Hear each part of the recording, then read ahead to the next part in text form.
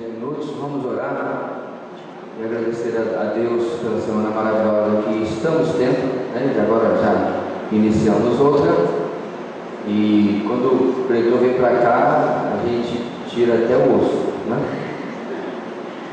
Caso mais uma semana a gente arranjar uns cultos aí, avulsos, mas é realmente para poder aproveitar e ouvir coisas novas e poder também aprender cada vez mais.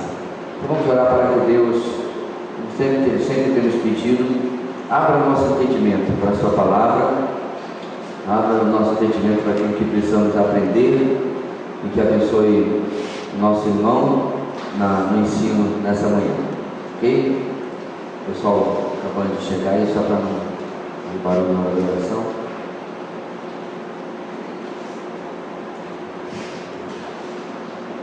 Oremos.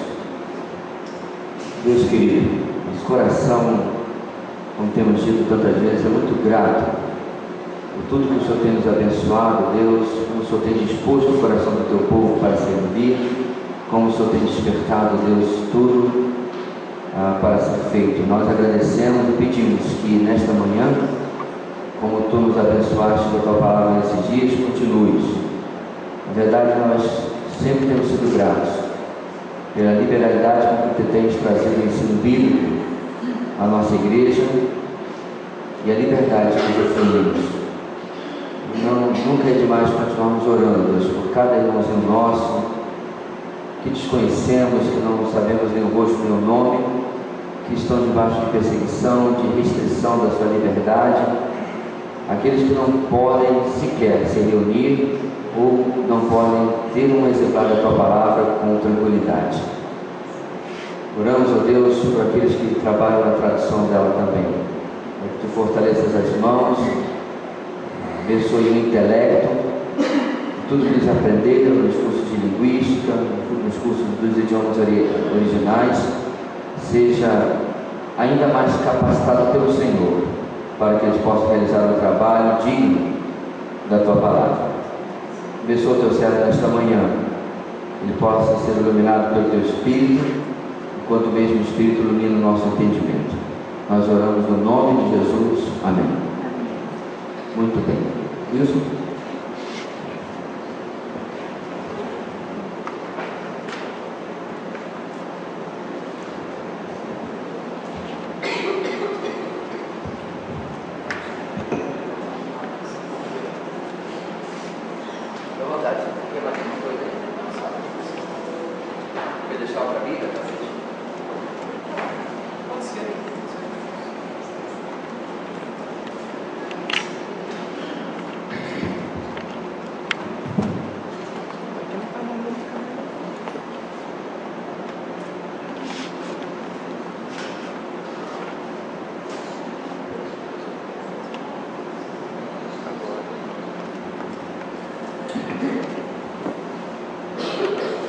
Para quem nunca viu, esta aqui é uma base bíblica. Piadas pastorais. Eu estou para achar um pastor que seja engraçado, na verdade. Muito bem, bom dia, irmãos. Graça e paz. Vamos orar mais uma vez. Senhor, obrigado por estar aqui. Obrigado por poder abrir a tua palavra mais uma vez e nela meditarmos, dela tirarmos o alimento e o ensino que a nossa alma tanto precisa. Nós entregamos todo esse tempo que aqui passaremos juntos e pedimos a tua graça, em nome de Jesus. Amém. Amém. Só para eu me organizar, que a gente tem quanto tempo de estudo? Até às 11, porque tem bastante tempo. Joia. Eu gostaria de meditar com vocês, hoje de manhã, estudar sobre a mensagem de 2 livros do Antigo Testamento.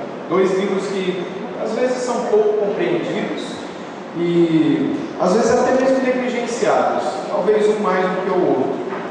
Eu estou falando de Levítico e Números. Esses 2 livros, especialmente Levítico, é um daqueles livros que quando você começa a ler a Bíblia, quando você chega nele, você procura ver o versículo e pergunta, mas eu preciso continuar? Não posso pular para Números, né? É para os corajosos, a maioria não tem coragem de perguntar, né? E às vezes fica naquela luta, a pessoa se trava em Levíticos ou às vezes pula direto mesmo, porque chega à conclusão de que esse livro não tem mais nada de relevante ou de importante para nos ensinar. E de fato o livro de Levíticos, como eu gostaria de mostrar aqui para vocês hoje de manhã, e depois o de Números também, é o livro mais cristão do Antigo Testamento. Eu gostaria de explicar o porquê nessa manhã para vocês. Eu gostaria de começar com alguns textos bíblicos. O primeiro está lá em Levítico capítulo 20. Bom, eu tenho os textos aqui, os que eu não estiver eu peço para vocês abrirem, senão a gente pode ler junto aqui na projeção. Vamos todo mundo ler junto, conforme está aqui na projeção? Vamos lá. Portanto, santificai-vos e sede santos, pois eu sou o Senhor, vosso Deus. Guardai os meus estatutos e cumpri-los. Eu sou o Senhor que vos santifico. A mensagem do livro de Levítico, então, é uma mensagem sobre santidade. Se a gente fizer uma recapitulação do Pentateuco de uma forma geral, a gente se lembrará que o livro de Gênesis é o livro do chamado de Abraão, é o livro da eleição.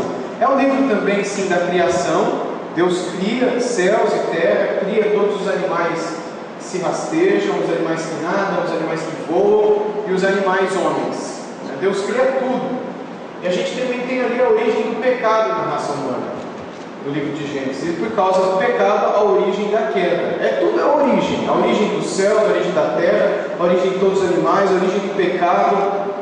E também a origem da promessa de Deus, da restauração da humanidade. Porque também em Gênesis, que Deus começa a mensagem do Evangelho quando promete para Eva que Ele enviaria por meio dela a semente da mulher, aquele que esmagaria a cabeça da serpente e traria a redenção a toda a humanidade. O livro de Gênesis, depois de apresentar essa promessa, apresenta também o início dos assassinatos na história. O primeiro homem que mata outro homem, o irmão mata o seu irmão, Caim e Abel, e a gente vê ali várias origens, várias gerações, no sentido de coisas que estão sendo geradas no livro de Gênesis. Inclusive, a estrutura do livro de Gênesis ela é todinha em toledotes. A palavra toledotes, de onde vem o sobrenome Toledo? Aliás, tem algum Toledo aqui? Tem um Toledo, né?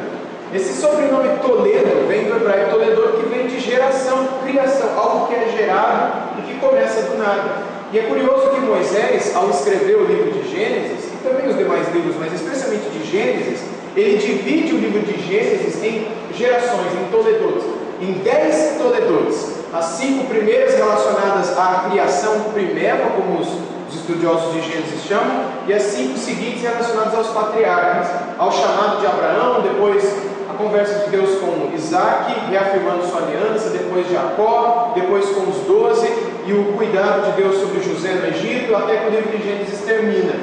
Essas toledotes, então, são a maneira como Deus trata com o povo, de modo que se nós tivéssemos que resumir todo o livro de Gênesis em uma só palavra, nós poderíamos resumi-lo na palavra eleição.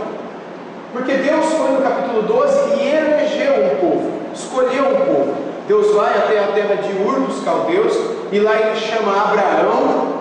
Abraão sai da sua terra, do meio da sua parentela, deixa os seus ídolos.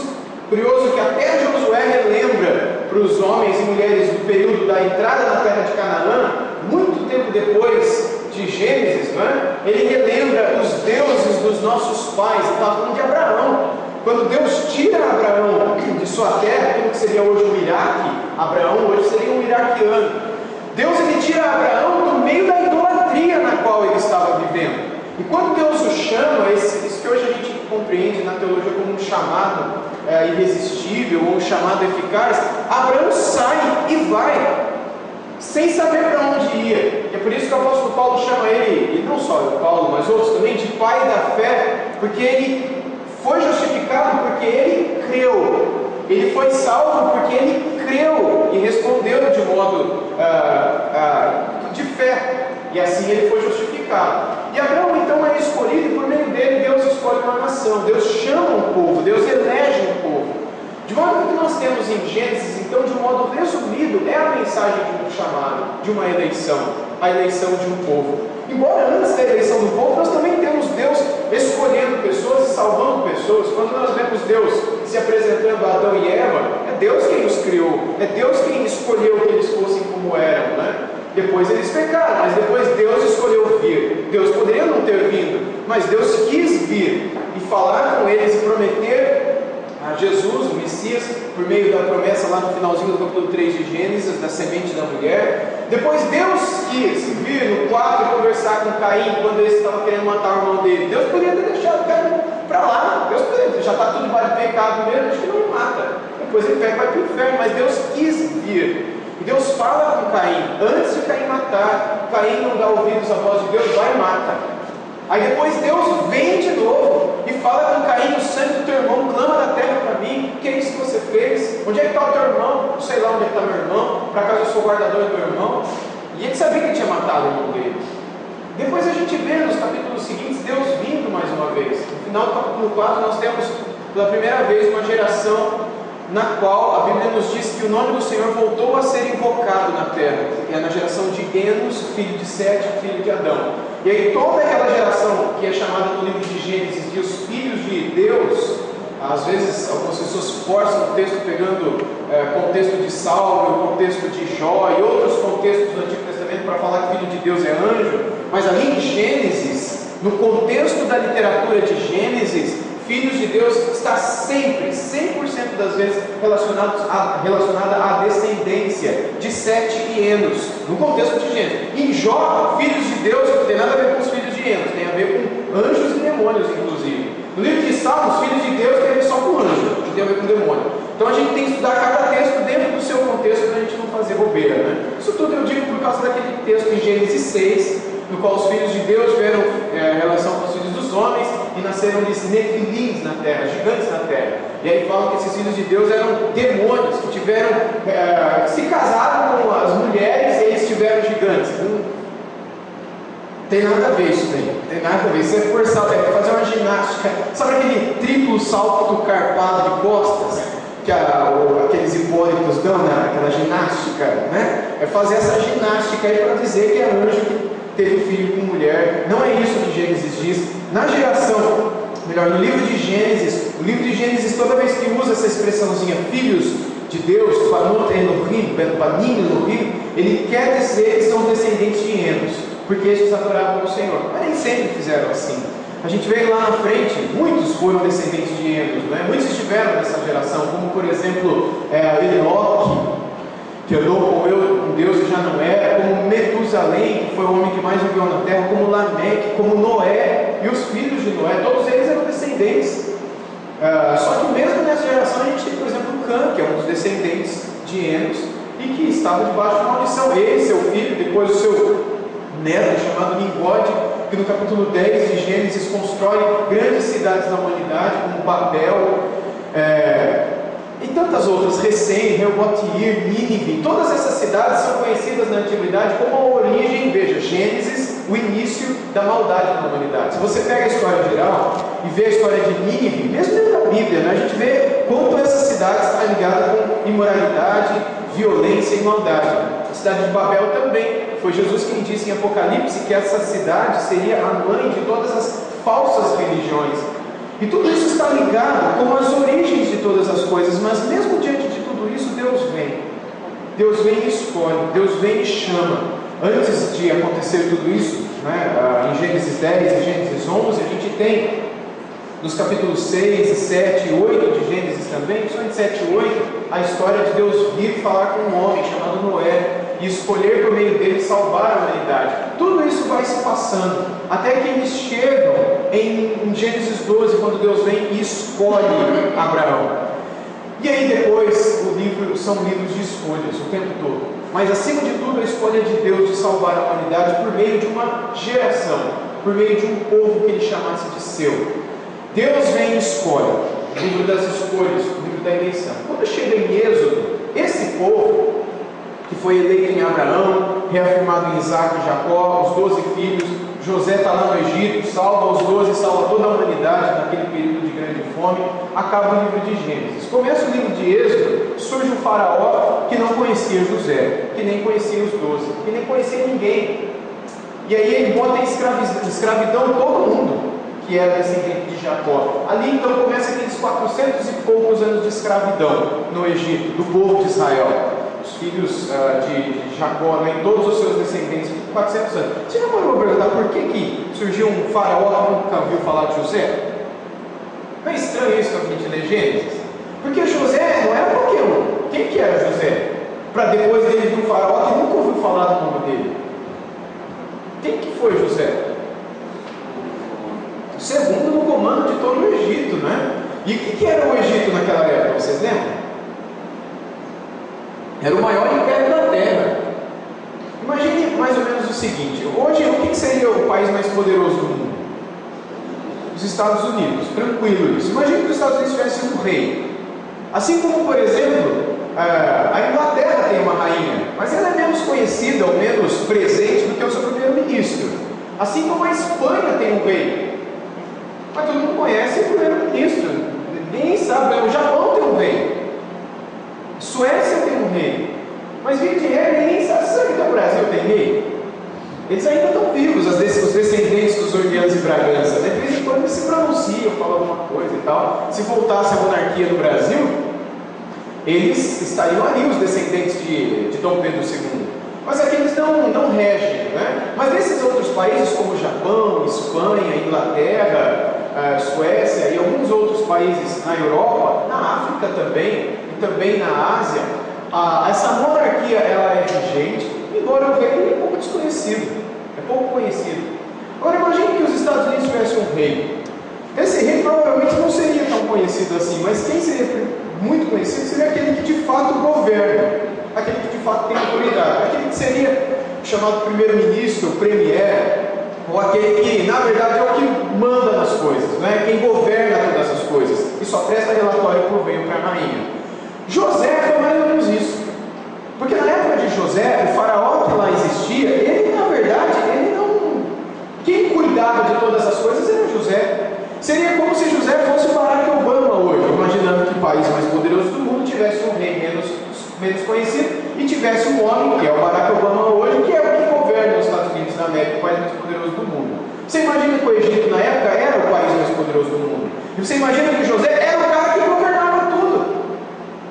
Você tem noção do poder dele? Imagina então depois de um faraó que nunca ouviu falar no nome dele. Não é estranho isso?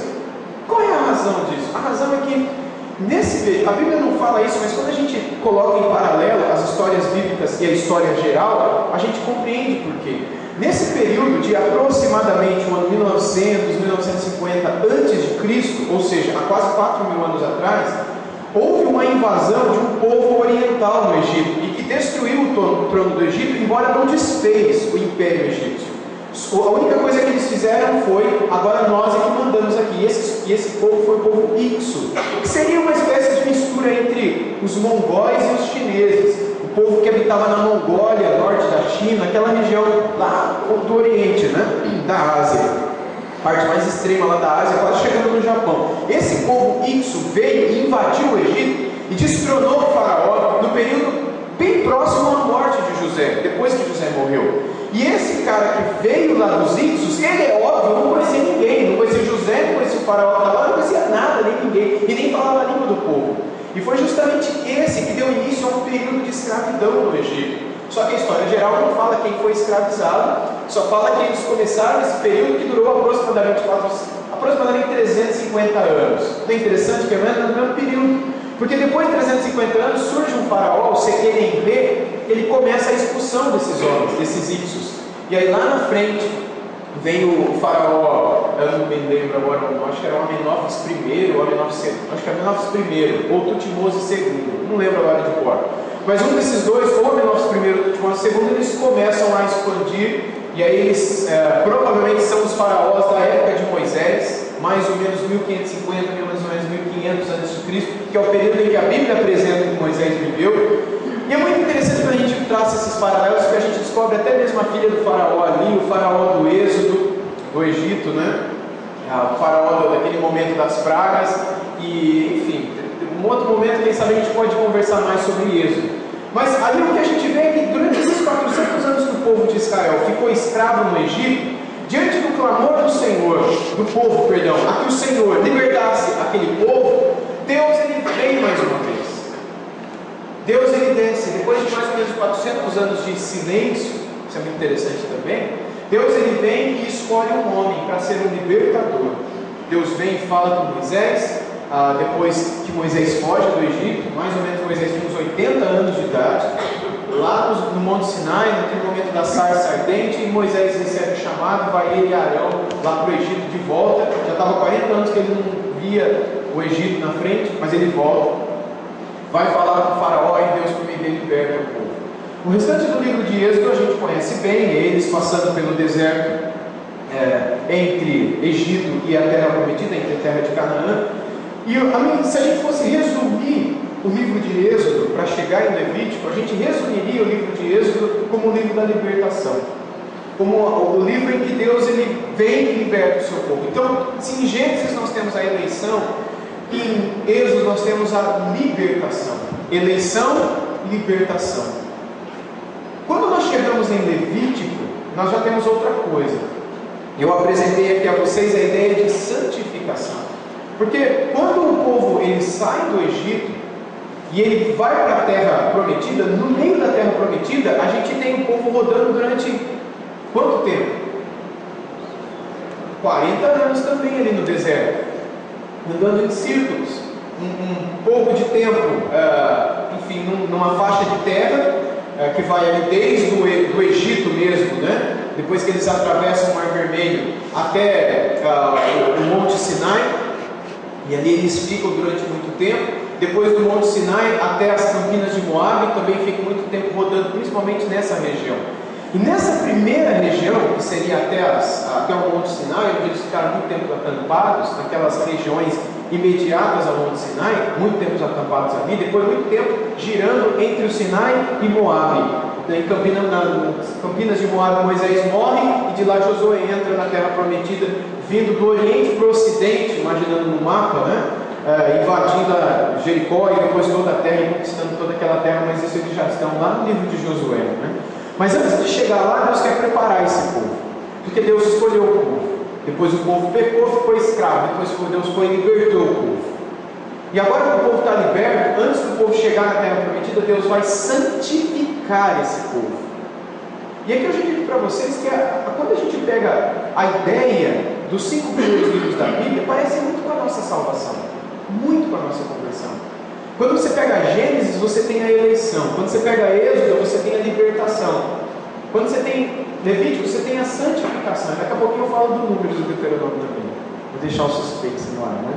Mas é interessante que quando você pega, por exemplo, a nossa vida, primeiro a Bíblia nos apresenta uma espécie de eleição. Lá em Efésios, capítulo 1, no versículo 3 e 4 em diante, nós vemos que antes da fundação do mundo, né, bendito Deus e Pai de nosso Senhor Salvador Jesus Cristo, o qual nos tem abençoado, seu verso 3, com toda a sorte de bênçãos espirituais nas regiões celestiais em Cristo Jesus, o qual nos escolheu nele antes da fundação do mundo, para que fôssemos santos e irrepreensíveis, em amor nos escolheu e predestinou. Para ele continua, todo o capítulo 1, pelo menos a primeira metade do capítulo 1 falando sobre isso. Antes da fundação do mundo, então, ele nos escolheu. Assim, na nossa salvação, nós encontramos que a primeira coisa que existe foi a eleição, mas a eleição não nos salva imediatamente, porque se a eleição é antes da fundação do mundo, por que a gente já não nasceu salvo? Não é verdade?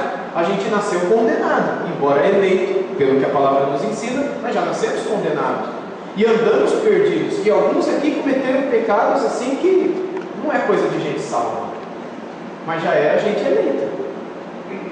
E é interessante que depois de um tempo preso e escravos dos nossos pecados, Deus vem e faz o que conosco? Nos liberta. Assim Gênesis e Êxodo também. Deus escolhe um povo, esse povo se encrenca, fica escravo, depois Deus vai e nos liberta. E é interessante que depois que Deus nos libertou, o que Deus faz conosco? Bem, Romanos 8:28 diz que todas as coisas cooperam para o bem daqueles que amam a Deus. Aí 29 vai dizer que bem é esse, né? Que sejamos conformados à imagem do Filho de Deus. Aí no verso 30 ele vai dizer que aqueles a quem ele escolheu, aqueles a quem ele chamou, também justificou. Aqueles a quem justificou também santificou. Aí depois ele termina dizendo que aos que santificou também glorificou, que é o que a gente ainda aguarda dizendo da vida de Jesus. Então perceba que depois da nossa escolha, chamado, Deus, aí a gente se converte, ali que a gente é justificado, Deus ele nos santifica. Como é que Deus nos santifica? Como é que Deus santificou o seu povo no passado? Como é que depois de ter escolhido e depois libertado em Gênesis e Êxodo o povo de Israel, como é que em Levítico Deus santificou esse povo?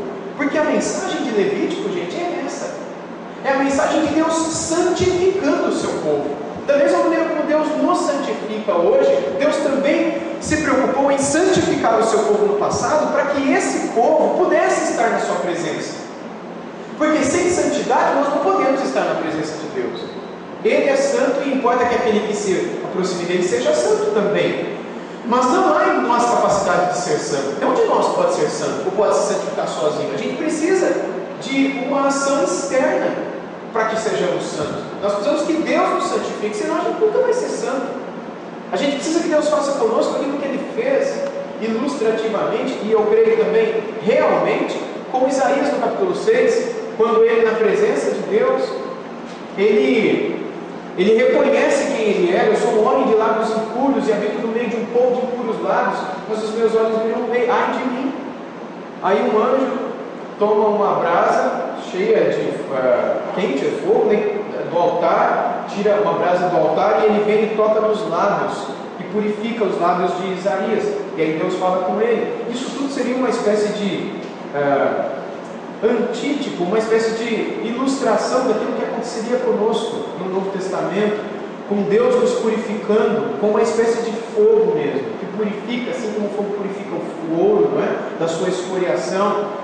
Deus purificando Isaías, santificando Isaías, para que Isaías fosse em sua missão. Quando nós olhamos para o livro de Levítico, nós vemos a mesma coisa. Tudo aquilo que acontece em Levítico é uma espécie de tentativa do Senhor, ou de ação do Senhor, para santificar esse povo, purificar esse povo.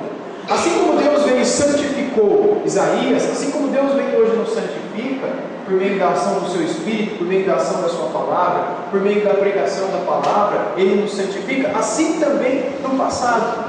Então, quando a gente olha um texto como esse, de Levítico 20, a gente pode ter certeza que isso daqui é o coração do livro de Levítico.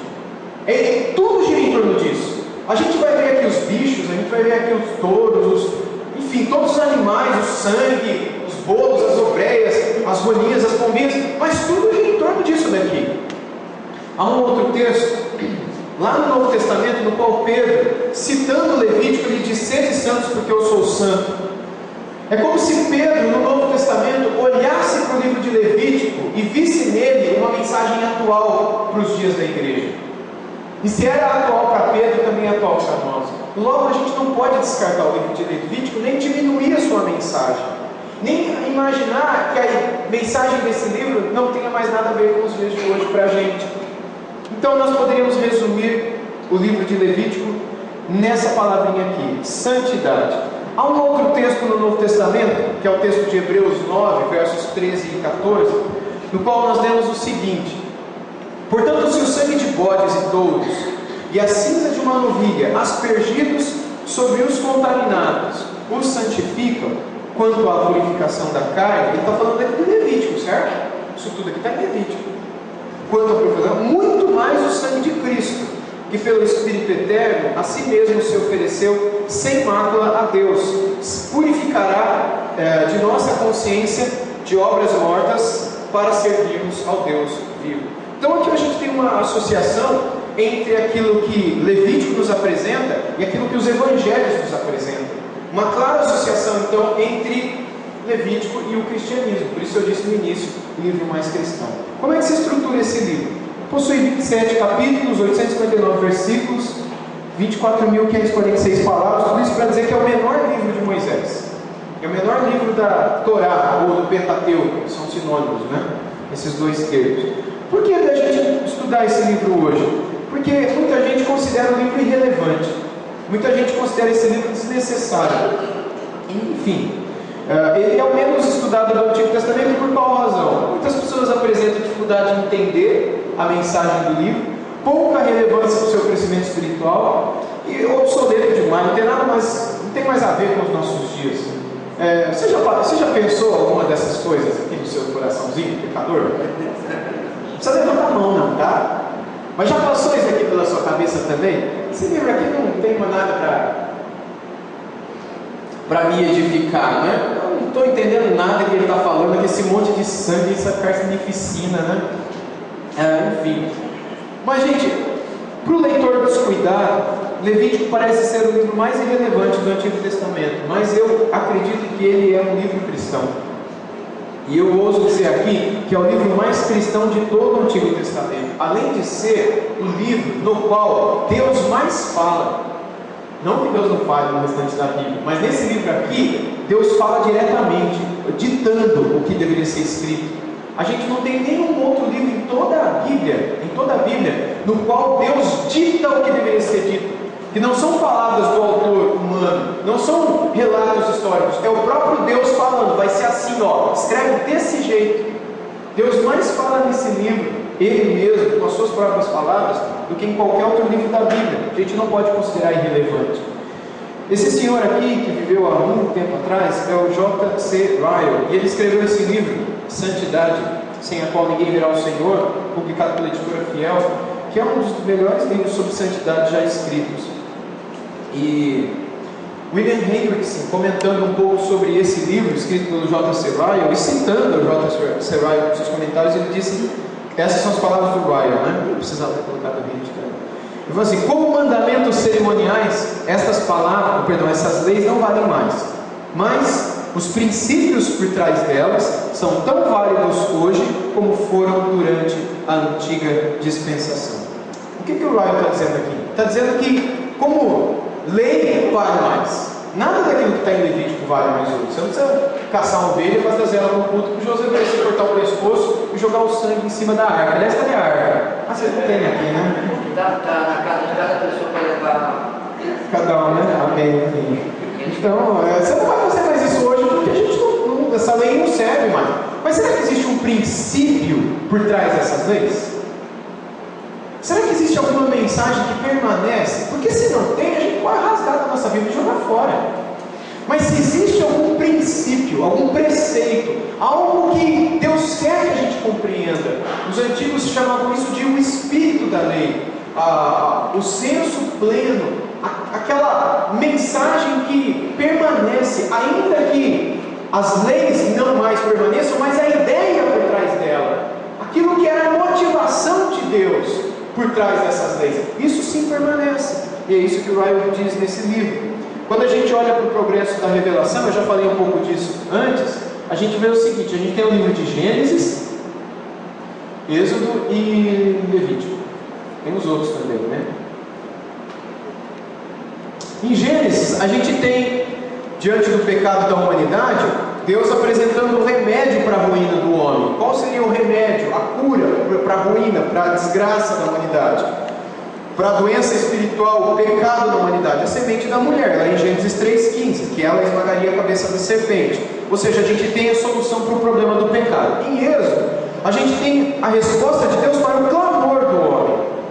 Esse homem em pecado, ele vem e clama a Deus para que Deus o liberte. Deus provê o sangue do cordeiro, lá em Êxodo 13 e 14, e ali a possibilidade de salvação e por fim uma libertação. E em Levítico a gente tem, depois que o povo é eleito e o povo é liberto, a gente tem a provisão de Deus para a necessidade do homem, que era a necessidade do relacionamento com Deus, a necessidade do culto.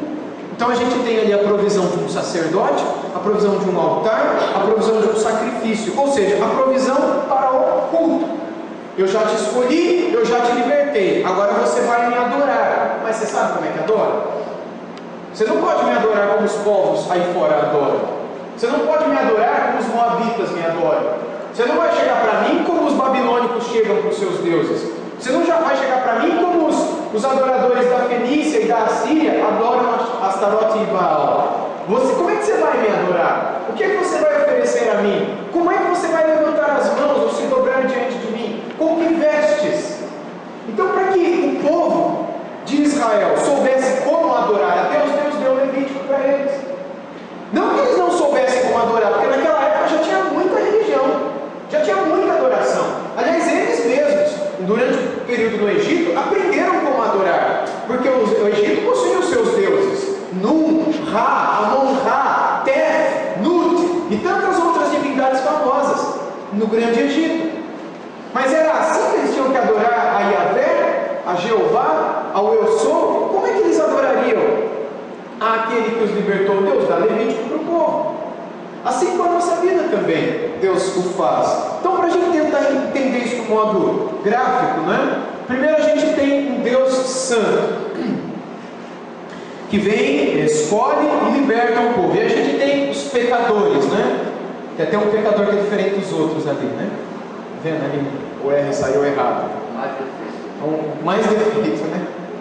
E aí a gente tem um pecado que nos separa desse Deus. É impossível, por mais que os homens queiram ir a Deus, eles não conseguem. Por isso Deus provê o altar. Então o que a humanidade faz? Lá atrás no livro de Êxodo, todos eles vão até o altar. No altar que está no tabernáculo, no primeiro momento, eles têm a figura do sacerdote. E eles têm que trazer o sacrifício, e é o sacerdote que vai oferecer esse sacrifício a Deus. E nisso tudo, o povo não está ainda em comunhão com Deus. Só estará em comunhão com Deus quando todos esses pecadores vierem até o altar, trazendo o sacrifício, o sacerdote com o sacrifício no altar, fizer tudo do jeito que Deus manda, e então Deus desce. E então Deus perdoa, e então Deus purifica, e então Deus salva, e então tem culto. Então o culto pode começar. Então o povo pode adorar. Então o povo pode orar ao Senhor. Depois eu vou voltar a isso. Quando a gente olha para a estrutura de Levítico, a gente tem a primeira metade do livro, o caminho de Deus e a obra de Deus, do 1 até o 15. Depois a gente tem a segunda metade, o caminhar com Deus e a adoração a Deus. Então na primeira metade, o que se espera é o alcançar da comunhão através da adoração. Adoração que incluía todos aqueles animais, ovelhas sendo sacrificadas, trazer bolo ou breia, alguns que pecariam traziam touro. Depois eu vou explicar melhor isso para vocês. E na segunda metade a gente tem o manter a comunhão pela prática. Então na primeira metade sacrifício, na segunda metade santificação. Na primeira metade é destacada a corrupção física e a corrupção cerimonial. Na segunda metade a gente tem a corrupção moral e espiritual que deveria ser mudada. Se na primeira metade a gente tem um chamado à purificação, na segunda metade a gente tem uma exortação à vida pura. Ou seja, primeiro vocês vêm e pedem perdão, confessem o pecado e eu perdoo vocês. Agora vocês precisam aprender como é que viver em santidade lá fora. Vocês já vieram, já confessaram, já foram perdoados, mas acaba aqui? Perdoou, acabou? Vocês não vão pecar nunca mais? A segunda metade de Levítico ensina isso. Agora, quando vocês estiverem lá fora e vocês continuarem a ser tentados e desafiados a voltar para a velha vida, vocês precisam aprender como viver uma vida pura. A segunda metade de Levítico enfatiza isso. É ou não é um livro cristão? Que tem tudo a ver com a nossa vida também, não é? Vamos tentar entender então como essa santidade se aplica, não é, na prática, entendendo um pouquinho o Levítico. Primeiro Moisés, ele recebe a lei. Ele recebeu a lei lá no Monte Sinai. Isso está no livro de Êxodo, né? Especialmente nos capítulos 19, 20, 21, 22, até mais ou menos no capítulo 30 lá de Êxodo. O objetivo da lei era purificar o povo. O objetivo da lei não era tão somente explicar, olha, você tem que parar o carro no semáforo. Quando você matar alguém, tem que ficar 20 anos na cadeia, mas se tiver bom comportamento, depois de um terço cumprido a pena, pode sair para casa. O objetivo da lei, embora tenha esse nome, não era apenas legislar, porque a palavra Torá, de onde muita gente tira a palavrinha lei, não significa lei. A palavra Torá significa instrução, e uma das possíveis traduções também é lei, mas é uma daquelas possibilidades bem remotas, não é? A principal tradução para Torá é instrução, ensino. Vem do verbo hebraico yará, que tem a ver com lançar na terra a semente. Que é quando o semeador sai a semear, ele pega a semente e joga na terra. Esse é o verbo yará, de onde vem o verbo Torá, a palavra Torá, que é aquele que lança algo. E aí traz a ideia do pai lançando para o seu filho a instrução que o filho tem que receber para a vida, ou do professor que lança para os seus alunos a instrução que ele espera que os seus alunos levem para a vida. Daí vem a palavra Torá, é um lançar, é um instruir. Então não tem tanto a ver com lei, né? Também é uma lei, porque aquilo que nós aprendemos torna-se uma lei para a vida, mas é diferente dessas leis que a gente está acostumado a imaginar.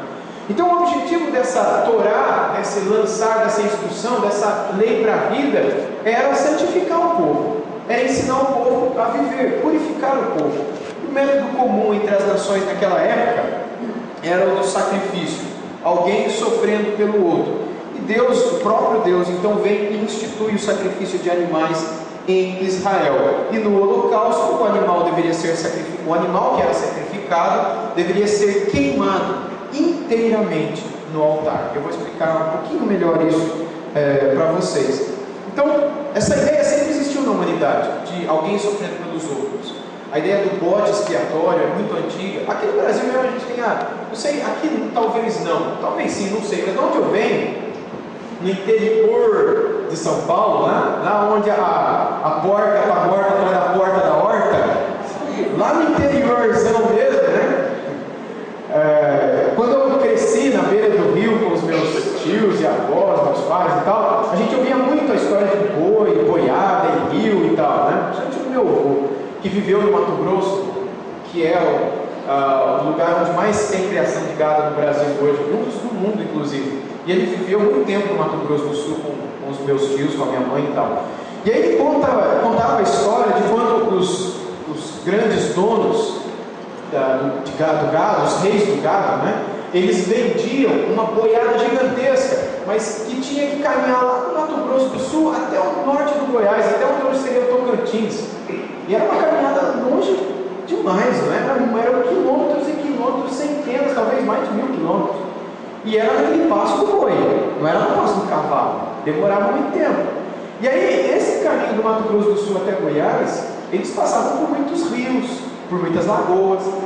E não sei aqui como é que é, mas lá tem muita piranha no rio, muita piranha. Quando a boiada passava pelo rio, as piranhas vinham e devoravam os bois, e não sobrava nada, porque o boi, quando ele está caminhando, ele bate a patinha numa pedra, aí vem aqueles passarinhos para tirar os carrapatos, né, picam, sangram um pouquinho. Às vezes os caras batem neles, os boiadeiros, né, para eles andarem, então ferem um pouquinho. Você imagina um boi, ou vários bois, entrando num rio com um pouquinho de sangue saindo da pata e um monte de piranha sedenta por carne que não vira. Vira um banquete dos deuses, né, para aquelas piranhas. Aí o que os caras fazem? Eles pegam um boi, geralmente um boi mais fraquinho, um boi sem muito valor. Eles ferem esse boi, pegam uma navalha e passam nesse boi para ele sangrar bastante, cortam ele bastante, pegam o restante da boiada, aquelas 2.000 cabeças de gado, e levam uns 2-3 quilômetros para cima no rio. E aí pegam aquele boi machucadinho para 1 quilômetro, 2, 3 para baixo, e aí ele joga esse boi no rio. Às vezes pega mais do que 1, 2, 3 bois, colocam no rio. Aí o rio fica até, parece que passou uma canoa ali rápida, né? Uma voadeira ali, porque a água fica mexendo de tanta piranha que vem para devorar aquele boizinho, ou aqueles 2, 3 bois. Quando isso está acontecendo, e eles percebem que aquele cardume gigantesco de piranhas estão se alimentando do boi, ou dos 2, 3 boizinhos ali, eles dão um toque para os caras lá em cima, e os caras passam de largo, seguros. Vocês estão entendendo? Eles chamam isso lá de boi de piranha. Já ouviram essa expressão? Okay? Boi de piranha é isso. É um que morreu para salvar a vida dos outros. Essa ideia de um animal sendo sacrificado, tomando em si as dores para salvar outros, é muito comum, desde os primórdios da humanidade. Quando Deus então institui o sacrifício de animais, Ele não está criando uma coisa nova. Ele estava, na verdade, só pegando algo que já existia, que já era comum na humanidade, mas trazendo para essa prática uma aplicação verdadeira e real, que pudesse ter sentido na vida espiritual do povo de Israel. Vamos ver então como é que isso acontecia na prática. Quando o livro, eu vou tentar aqui resumir todas as leis de Levítico em 5, 10 minutos. Então, não pisca, tá? Nem pisca, nem se mexe. É um resumo isso daqui, obviamente, mas é uma tentativa de um resumo geral mesmo. A gente precisa entender que havia um fogo em uma lareira que queimava a noite inteira. A noite inteira, 24 horas, 7 dias por semana. Haviam sacrifícios esporádicos, mas haviam sacrifícios acontecendo 24 horas por dia, 7 dias por semana. Havia então uma lareira que queimava a noite toda rolas, pombinhos, cabritos, novilhos e carneiros, conforme está escrito no livro de Levítico. O sangue não era queimado, conforme o texto diz, e o símbolo disso era consagrar-se inteiramente ao Senhor, que colocava o pecado do ofertante no animal que era sacrificado. Então Deus espiritualmente tirava a culpa daquele que sacrificava e colocava a culpa no animal. E então o sangue era tirado, é o símbolo da vida, depois eu explico melhor isso, mas o animal era queimado, simbolizando consagrar-se inteiramente ao Senhor Deus. Havia, dentre os sacrifícios, a ideia do manjar. O manjar, que era um dos sacrifícios, era aquele no qual se dava das primícias das colheitas. Então o povo trazia flor de farinha, azeite, bolos, obreias cozidas e outras coisas mais, mas essas 4 são as principais apresentadas. Eles chamavam isso de manjares. O povo fazia e trazia isso, mas não era qualquer coisa, como Caim, por exemplo, fez, que passou lá e pegou qualquer coisa. Era como Abel fez, era das primícias, era da primeira parte, era a parte mais importante, aquela mais esperada, aquela que enchia os olhos e o coração de alegria quando viam ali. Mas essa primeira parte não vai ficar com a gente, ia para o Senhor. Parte dessa oferta dos manjares, né, era queimada como um memorial ao Senhor. Parte era queimada dessa comida, desses azeites, tudo isso daí. E o símbolo era consagrar tudo o que eles faziam, na colheita, na casa, na vida, ao Senhor. Esse era o símbolo. Uma parte, no entanto, dessa oferta deveria ser comida pelo sacerdote. Enquanto uma parte era queimada, outra parte era comida. Contudo, a oferta do sacerdote não podia ser comida. Se fosse o próprio sacerdote que oferecia, e haviam vários sacerdotes, embora um só sumo sacerdote, mas muitos sacerdotes, né? Quando esses sacerdotes traziam, ninguém podia comer, a oferta teria que ser queimada totalmente diante do altar do Senhor. Agora vamos para as mais conhecidas, que eram as ofertas pelo pecado. Havia algumas ofertas por pecado, e ainda a gente fala de muitas ofertas aos sacrifícios voluntários, sem que nenhum pecado tivesse sido cometido. Bem, quando alguém pecasse, o culpado era quem trazia a oferta. Era o pecado. Por exemplo, se o João Merci pecasse, ou melhor, se o Asaf, né? Se o Asaf pecasse, o João Merci não podia trazer o pecado, o sacrifício dele. O pai não poderia trazer pelo filho, filho pelo pai, a esposa pelo marido. Quem pecasse, traria a sua oferta. É óbvio que o João Merci ia lá gastar uma grana preta para comprar um boi para ser sacrificado pelo pecado do Asaf. Mas quem trazia era o Asaf. Vocês estão entendendo a relação? E perdoem aqui usar vocês aqui como ilustração, né? Então o culpado é quem traz a oferta, sempre o culpado, nunca outra pessoa por ele. Se fosse um sacerdote, o que deveria ser trazido era um novilho, um boizinho novo, né? Se fosse um pecado nacional, como que aconteceu lá no livro de Esdras, onde os líderes da nação e boa parte dos pais de família pecaram, o pecado nacional, digamos assim, né? E o Levítico chama assim. Os anciãos é quem sacrificava os animais. Os animais deveriam ser trazidos, dependendo do pecado que era cometido, era um animal diferente. Mas os anciãos do povo, os principais do povo, aqueles representantes da nação, aqueles que deveriam mais se consagrar, é quem traziam esses animais e representavam todo o povo. Se fosse um príncipe do povo que pecasse, então ele deveria trazer um bode para sacrificar. Só o príncipe do povo trazia bode, os principais do povo, né? Continuando aqui ainda, os indivíduos comuns traziam cabritas para serem sacrificados mediante os pecados do dia a dia. Se fossem pecados ocultos, né? O rico traria uma cabrita. Se fosse um pecado, o que é pecado oculto? Pecado oculto, via de regra, aquele pecado que ninguém ficou sabendo, mas o cara sabe que pecou. Ele mentiu para a esposa dele, ele roubou o dinheiro, mas ninguém viu, ninguém sabia. Ele está arrependido, ele quer pedir perdão ao Senhor, porque o Senhor viu. Então esse é o pecado oculto, aquele que só Deus sabe, aquele pecado que você confessa todo dia, que o seu pai, sua mãe, seu marido, nem tem nem noção do que você cometeu, mas você sabe que você cometeu, você foi pedir perdão ao Senhor. Esse é o pecado oculto. Se fosse rico, tinha que trazer uma cabrita. Se fosse pobre, trazia um par de rolinhas. Mas se fosse mais pobre ainda, traria flor de farinha. Assim estipula o Levítico. Mas deveria trazer alguma coisa.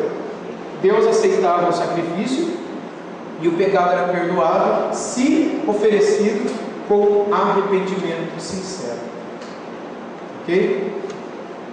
Havia também os sacrifícios da paz. Os sacrifícios da paz eram ofertas, não era para cumprir votos, também para demonstrar o amor por Deus, também para agradecer por bênçãos recebidas. E nesses sacrifícios da paz, nos quais ovelhas, novilhos, cabritas, bodes eram trazidos também, o sangue era todo aspergido no altar, o ofertante e sua família comiam parte daquela carne na presença do Senhor, ou de outras coisas que eram trazidas na presença do Senhor ali. Dependendo do pecado, principalmente se os pecados eram conhecidos pelos de fora, muitas vezes era necessário que se trouxesse um carneiro para ser sacrificado. Se a pessoa roubasse alguém, a pessoa deveria devolver aquilo que roubou, e até mesmo a quinta parte, o quíntuplo daquilo que roubou. E em tudo isso, gente, o propósito era um só: santificar o povo. Todas essas leis que Deus trouxe, aqui foi um resumo delas.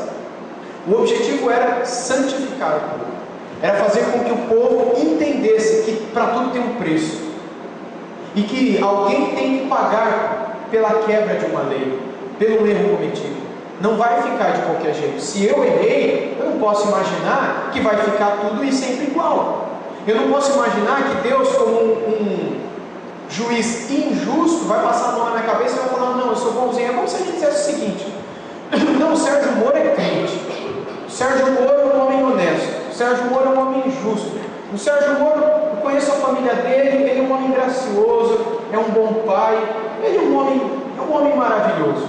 E aí, eu sou um político corrupto que roubei 100 milhões de reais na Petrobras, e aí quando eu fosse levado diante do Sérgio Moro, eu dissesse: senhor juiz meritíssimo, excelentíssimo Sérgio Moro, eu sei que o senhor é um homem bom, eu sei que o senhor é gracioso, eu sei que o senhor é bondoso, por favor me perdoa, eu nunca mais vou fazer isso, me perdoa. Me perdoa, eu não sei quem estava, o ex-presidente. Me perdoa. E aí, porque o Sérgio Moro é muito bom, é gracioso, é amoroso, ele vai passar a mão na minha cabeça e vai falar: vai, não peques mais, Luizinho, né? Vai para casa. É isso que ele vai fazer? É isso que ele vai fazer? Se ele é justo juiz, o que ele vai fazer? Ele vai me condenar. Se Deus é justo juiz, ele não vai passar a mão na sua cabeça e vai falar: vai para casa, meu amiguinho. Se Deus é justo juiz, ele vai condenar você pelos seus pecados, a menos que outro seja condenado no teu lugar. E essa é a ideia de Levítico. Você quer ser perdoado? Tudo bem, mas alguém vai ter que sofrer no teu lugar. Alguém vai ter que ir para a cadeia, ou alguém vai ter que morrer. E Deus, por graça, disse: tragam novilhos, tragam cabritos, tragam bodes. Vocês não podem? Tragam um par de rolinhas ou de pombas. Não pode? Traga farinha, bolos, cobreias, azeite. Traga alguma coisa que lhe custe e sacrifique isso. Alguém vai sofrer para que você não sofra por causa daquilo que você fez. É como se o juiz Moro dissesse o seguinte: olha, dissesse o nome do político corrupto, né? Olha, tudo bem, eu te perdoo, mas alguém vai sofrer no teu lugar. Quem vai ser? Vai ser seu filho? Vai ser o teu companheiro? Tua companheira? Quem é que vai sofrer no teu lugar? Quem é que vai sofrer a pena e a culpa vai ser castigado no teu lugar? Porque sem condenação e sem punição, o pecado, a quebra da lei não ficará. Porque senão, a gente chamaria isso de injustiça. Não é isso que a gente chama? Quando a gente vê aquilo que aconteceu lá em São José dos Campos recentemente, dois jovenzinhos, um adolescente, o outro um pouco mais de 18 anos, entram numa clínica odontológica, pedem dinheiro, a moça tinha acabado de receber 100 reais, dá os 100 reais para eles e falando: não tenho mais nada. Tá com gasolina nela, acende o isqueiro, joga nela, ela morre queimada viva, gritando dentro da sala para alguém socorrer. E aí um deles, tadinho, os direitos humanos disseram que ele é uma criança de 17 anos de idade. Uma criança de 17 não sabia o que estava fazendo. Então ele vai para uma FEBEM, agora é Fundação Casa, né? E aí ele vai ficar lá um ano, até fazer 18 anos, porque aí ele vai saber o que ele fez, mas aí ele vai ser reeducado, ele vai voltar para a sociedade. Tadinho. Não é assim? Tadinho porque não foi a sua mãe. Tadinho porque não foi você que ardeu e queimou. Tadinho porque não foi seu filho. Aí o outro vai para a cadeia, fica ali alguns poucos anos, mas óbvio, ele vai se comportar muito bem lá, para que com um terceiro fugir antes, ele possa ir para casa e possa ir matar e queimar, quem sabe você dentro da sua casa. Te chamou ele de tadinho. Sabe por quê? Porque a gente chama ele de injustiça. Porque a pena não recebe a punição mediante a equiparação daquilo que foi cometido. Porque você é assaltado, é roubado, o cara gasta tudo o teu dinheiro, e aí ele vai para a cadeia e chamou isso de justiça. Não, justiça seria se ele devolvesse tudo que ele roubou de você. Justiça seria ele te dar de volta aquilo que ele te tirou. Só como isso é possível se ele mata o teu filho? Não é possível se ele rouba tudo que era teu e aí ele não devolve mais. A gente não sabe o que é justiça, gente. Mas nesse tempo, eles entendiam a justiça como algo equiparativo. Se você tirou 10, você tem que devolver 10. Se você matou, você vai morrer. Se você matou 2 cavalos dele, 2 cavalos teus vão morrer. Se você furou o olho dele, teu olho vai ser furado. Se ele quebrou 3 dentes da sua boca, 3 dentes da sua vão ser quebrados. Isso está na Bíblia, vocês sabiam? Isso se chama justiça equiparativa. Ou seja, se você fez, você vai pagar. Ninguém vai passar a mão na tua cabeça. Não vai ter direitos humanos, vai ter humanos direitos, né? Como alguns brincam aí fora. Porque você vai pensar antes de fazer. Porque você sabe que se você cortar o cabelo de alguém, alguém vai vir e vai cortar o teu. E esse alguém é o magistrado, é a justiça instituída por Deus. Paulo chama essa justiça de ministro de Deus, que não porta sem razão a espada para vir contra você, para te punir. Não vai ter mãozinha na cabeça. Não vai ter esse tipo de comportamento. Levítico então procura deixar claro isso para nós. Deixa claro que Deus, Ele leva em consideração as nossas culpas e os nossos pecados. E Deus há de puni-los um dia. E se alguém não pagar pelos nossos pecados, nós mesmos pagaremos. Deus não passará a mão na nossa cabeça. Haverá uma justiça igual. Assim como nós quebramos a lei do Deus eterno, nós sofreremos eternamente no fogo do inferno. A menos que outro alguém sofra no nosso lugar. E é nesse sentido, gente, que todo o sacrifício de Levítico apontava para o sacrifício que um dia o próprio Deus faria pelo povo. E quando a gente pensa nisso, a gente pensa imediatamente na pessoa bendita de nosso Salvador e Senhor Jesus Cristo.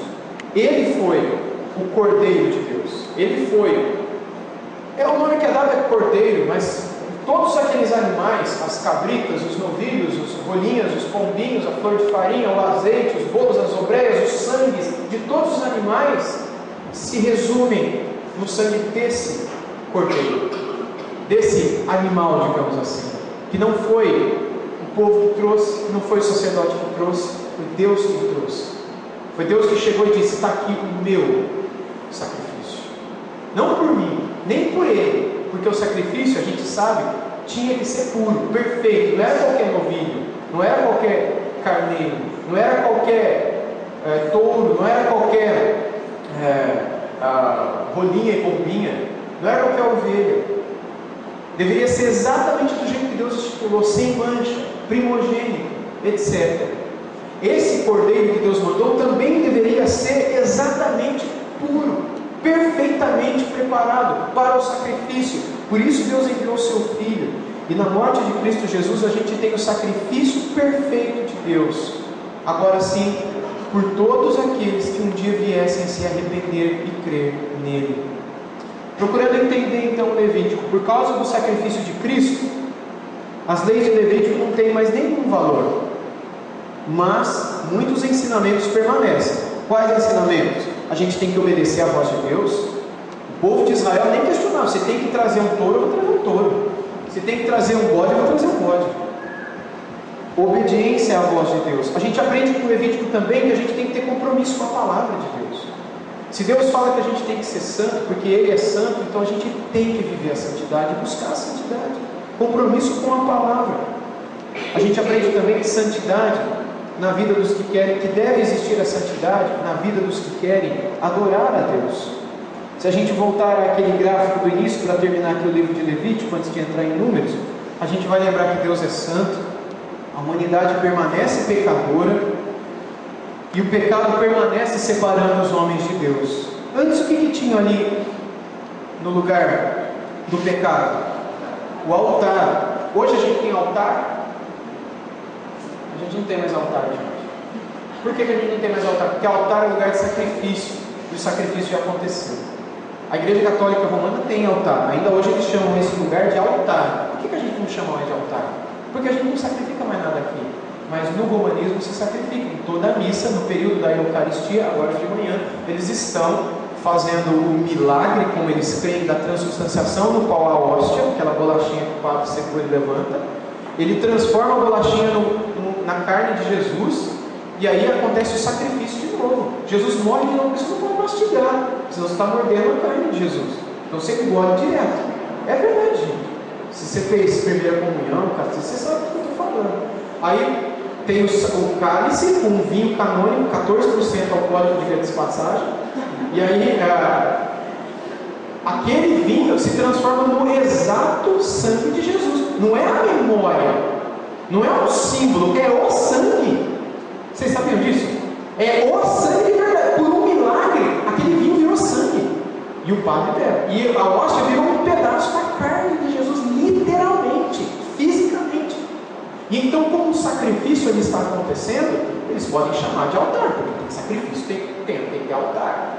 A gente não tem mais altar, a gente tem Paulo, a gente tem tablado, sei lá, a gente tem isso daqui, mas não é altar. Não tem mais altar, porque o último altar foi a cruz. O último altar, no lugar do altar, nós temos Cristo na nossa vida. Nós não vamos mais para o altar, nós vamos para Cristo para obter a salvação. E em Cristo, por causa de Cristo, Deus vem a nós e nós temos santificação. Cristo é o nosso altar. Cristo é o nosso sacerdote. E Cristo é o nosso sacrifício. Tudo aquilo que Levítico diz, altar, sacerdote, sacrifício, que é adorar, vem os três. A gente tem Cristo só. E Cristo é o altar. Cristo é o sacrifício. E Cristo é o sacerdote. E quando nós vimos a Ele, então nós encontramos esperança de salvação. Eu tentei aqui fazer um resumão do livro de Levítico. Antes de entrar em Deuteronômio, eu vou abrir para pergunta. Você tem alguma pergunta para fazer com relação a esse livro? Alguma dúvida que ficou? Sim, mas pode falar. Quando você falou que o sacrifício não foi instituído por Deus, sim, como Deus manda fazer, como Deus comprou, é isso mesmo? É isso mesmo. Antes de 1450 a.C., que foi quando Moisés escreveu Gênesis, Êxodo, Levítico e Deuteronômio, mais ou menos entre 1470 e 1440 a.C., já havia sacrifício de animais na humanidade. Mas não tinha sido instituído por Deus. Não. Isso é coisa das religiões mundiais, né? Mas não instituído por Deus. Okay? Como hoje, por exemplo, tem muita tribo aqui no Brasil e na África e também na Oceania que nunca ouviu falar do nome de Jesus, mas eles realizam sacrifício de animais em suas práticas religiosas. Não tem isso? Quem é que ensinou isso a eles? Não foi Deus. Assim também naquela época já existia. O único ponto é que Deus pegou isso que o povo já conhecia e colocou um real significado sobre tudo isso. Ok? Sim. Sim.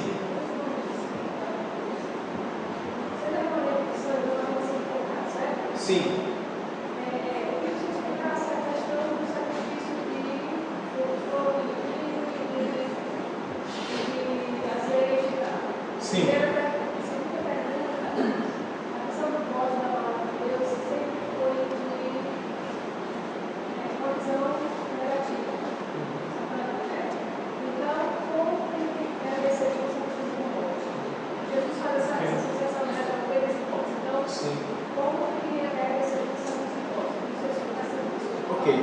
Respondendo então a primeira pergunta, o trigo e o sangue estão em momentos diferentes de oferta. O sangue sempre está associado com o pecado. O trigo, nem sempre. Só quando fosse um pecado conhecido e que fosse um pecado no qual a pessoa que cometeu fosse muito, muito pobre. Então ele poderia trazer flor de farinha, né? Mas só quando ele fosse muito, muito pobre. Aí Deus aceitaria por causa da condição financeira da pessoa, só nesse caso. Agora, se uma pessoa pobre trouxesse na porfraria, aí já tem 2 pecados para confessar. Ou se fosse um rico trazendo isso. Porque, no fundo, são leis, mas Deus está querendo ver a motivação do coração.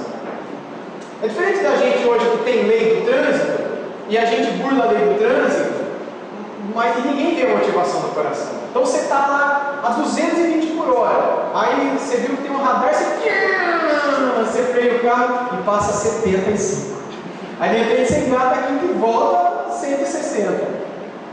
A lei do trânsito no nosso país não se preocupa com a motivação do nosso coração. Ela se preocupa simplesmente em que obedeçamos à risca. E tem gente que acha que Deus queria que o povo obedecesse à risca, mas não. O livro de Levítico, ele traz leis, mas por trás dessas leis Deus está vendo o nosso coração. Por isso que... Exatamente, isso é o mais importante. Por isso que lá na frente Deus vai dizer: não me agrado tanto de sacrifícios, nem de holocaustos, senão de um coração contrito e quebrantado. É a esse que o Senhor não rejeita. A segunda do bode também. A questão do bode para Jesus é diferente do bode levítico, porque são contextos diferentes.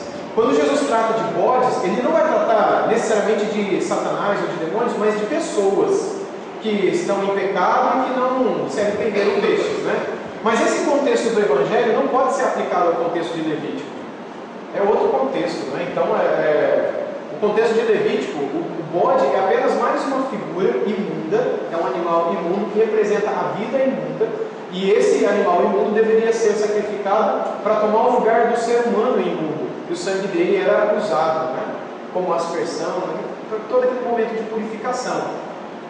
Mas são contextos diferentes. No contexto de Levítico, o bode não tem nada a ver com o diabo, não tem nada a ver com o que Jesus fala em Mateus. São contextos diferentes. A mesma coisa que eu disse no início, quando eu falava sobre Gênesis, e que eu disse da expressão filhos de Deus, que em Gênesis, no contexto de Gênesis, tem a descendência de Sete pequenos. Em Jó é anjos e demônios. E em Salmos é só anjo. Então, dependendo do contexto que a gente está, a gente tem que ler aquela palavrinha dentro do contexto. Se eu pegar, por exemplo, a expressão filhos de Deus, de Jó, no contexto de Jó, que significa anjo e demônio, e querer usar esse texto fora do seu contexto, eu vou jogar ele lá em Gênesis. Isso para mim vai ser um pretexto para um erro ou uma heresia muito grave. E tem muita gente que faz isso. Que quando lê Gênesis 6, acha que foi demônio que teve filhos com as mulheres e que nasceram gigantes. Com a oportunidade eu posso explicar isso para os irmãos, né? Então, cada texto tem que ser compreendido dentro do seu contexto. Uma observação aqui, eu não sei se estou colocando correto. O senhor falou que o sacrifício é instituído pelo homem, de animais. Como? O sacrifício de animais. Sim. Porque eu lembrei, eu vi aqui em Gênesis 3, quando o pecado de Adão. Mas aí você... Não pode terminar. Eu ia brincar com você, mas pode terminar. Sim, claro. Não, você está certinho. Eu entendi onde você quer chegar. Deus foi o primeiro a sacrificar animal.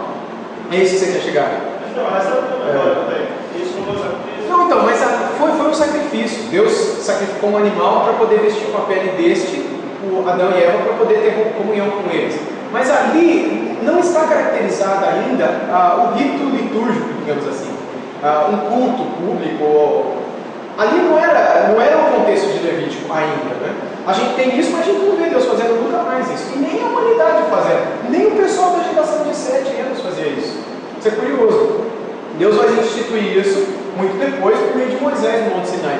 Mas nesse intervalo entre o Éden e o Sinai, o que a gente encontra são pessoas, religiões mundiais, como por exemplo a religião babilônica, que fazia isso.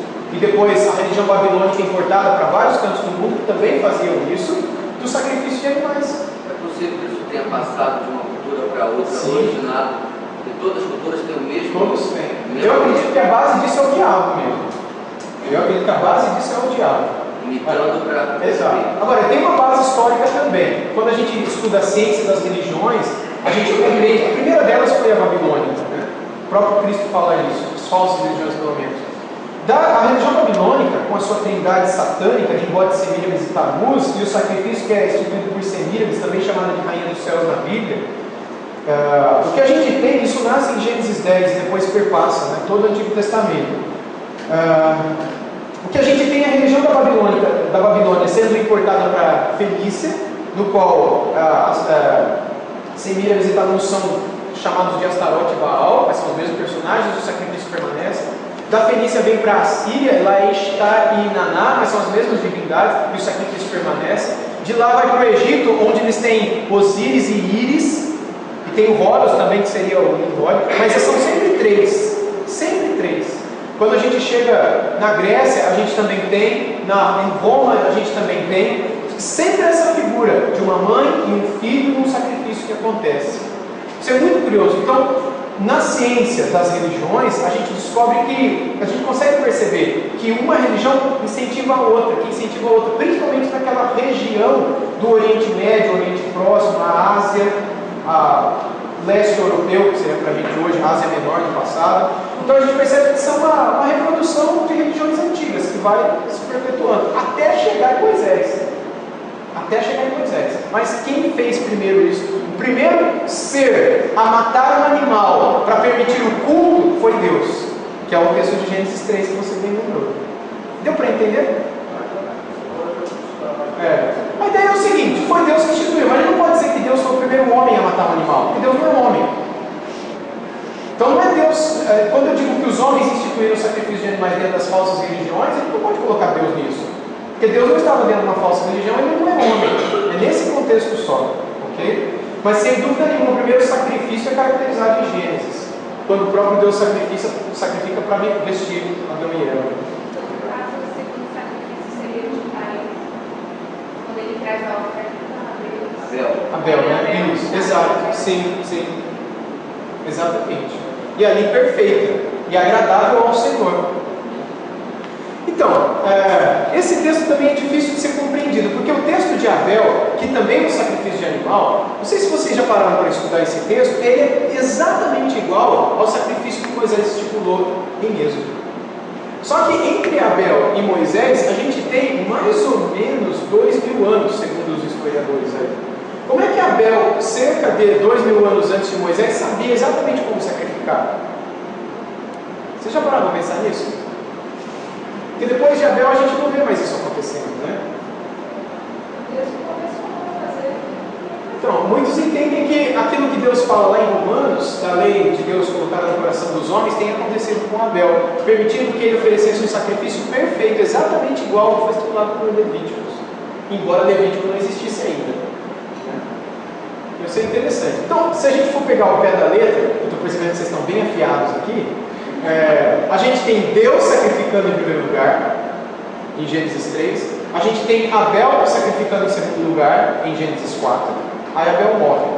E aí os descendentes de Abel aqui e ali são apresentados como gente que segue ao Senhor, mas não com a clareza dos sacrifícios que aparecem lá em Levítico. E é por isso que Deus mesmo vem para Moisés e institui o sacrifício, como a gente viu em Levítico. Mas os altares que Abraão, Isaac, menos Jacó estabelecem, eram altares, na sua opinião, sem sacrifício? Não, eles eram um sacrifício. Ele próprio sacrificou o Abraão, aquele animal que apareceu atrás dele, né? Mas não era o sacrifício estipulado por Moisés. Era um sacrifício comum à humanidade na época. Porque na humanidade já existiam esses sacrifícios. Ok? Como eu disse há pouco, antes de Moisés escrever, por exemplo, Abraão viveu 600 anos antes de Moisés. Você está destacando a sistematização que Moisés faz para destacar a diferença de Jeová para os outros deuses. Exato. Ainda voltando àquele primeiro programa, eu nem lembro qual foi a irmã que fez aqui, aquela irmã lá, né? Que antes de Moisés escrever já tinha muito sacrifício de animal. Só para reforçar esse ponto. Por exemplo, o próprio Abraão, que quando foi para sacrificar o seu filho Isaac, Deus não permitiu e apareceu depois o cordeiro lá atrás, né, amarrado pelos chifres e tal, e ele sacrificou o cordeiro, inclusive. Mas Moisés não havia ainda escrito, nem Abraão sabia disso. De onde que ele tira essa prática?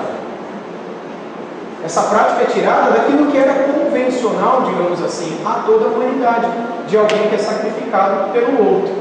Eu acho que a extrema corrupção disso são os povos que levam para o sacrifício humano. Inclusive havia em Canaã com Moloch, né? Você vê os Incas aqui na América do Sul, ou Aztecas, sei lá, desses aí.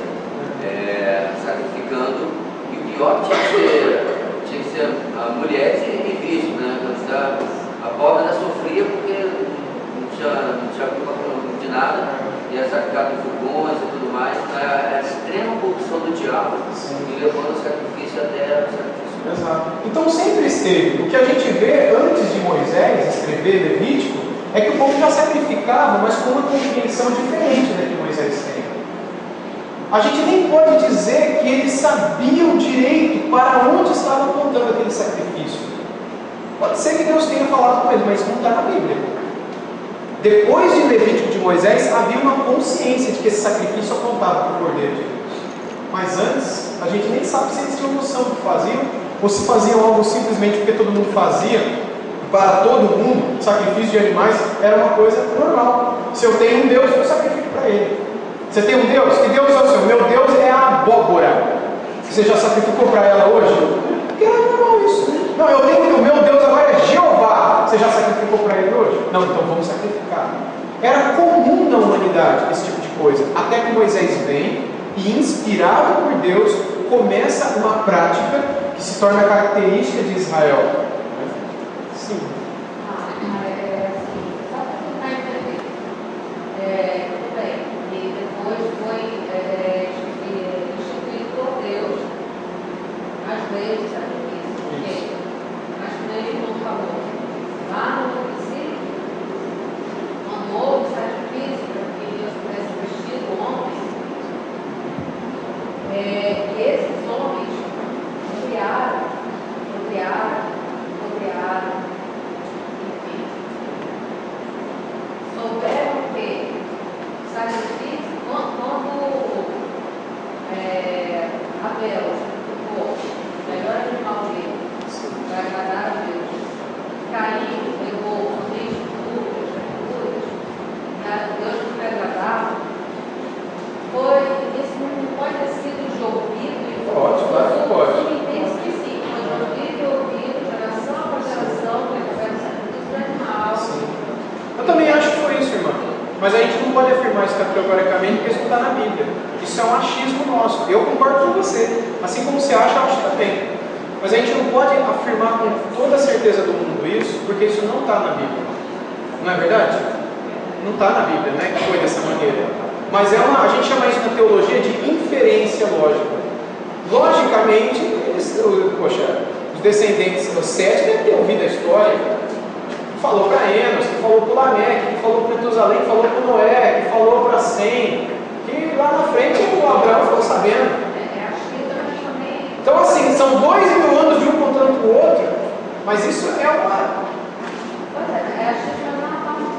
Sim. Outras religiões, outras comunidades continuam fazendo sacrifício até hoje. Porém, Deus sempre foi nomeado. É por isso que existe tanta religião. Sim. O homem sempre procura ser exaltado ao invés de exaltar o homem. Deus, por isso agora essa presença das novas religiões e continua sendo pecado. Mas assim, a ideia de que o sacrifício animal instituído pelo homem, eu vejo assim, eu consigo entender que ele foi inspirado por Deus, por meus anos, até que Deus falou assim, não, já que foi, estamos fazendo de forma errada, vamos instituir regras para que sejam feitas da forma certa, da forma que eu quero que seja. Sim, é exatamente isso. É exatamente isso. E o diabo, como macaco de Deus, como Lutero dizia, ele sempre pega isso que Deus cria e vai mudando, né? Para que a humanidade faça de uma maneira parecida, mas não idêntica. E ainda hoje é assim, né? Mais alguma pergunta? Eu vou entrar aqui em números. Ok. Sim.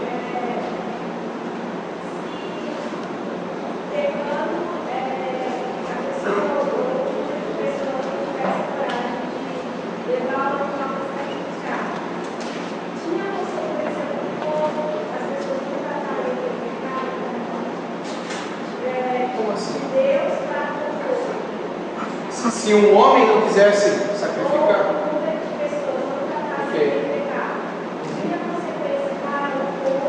se fosse um pecado nacional, sim. Os cativeiros foram isso. O cativeiro babilônico foi consequência disso, de pecados nacionais sem arrependimento. O cativeiro assírio foi isso. As invasões no período de Saul e de Roboão, Jeroboão e os outros reis, e a perda de terras, foi isso. foram pecados, como o povo não se arrependeu, Deus os disciplinou por conta disso. Então há consequências. Agora, quando o pecado é pessoal, não tem uma consequência nacional. Não, quando o pecado é pessoal. Agora, quando o pecado é de um grupo, então a consequência é nacional. Não sei se eu estou te entendendo. Sim.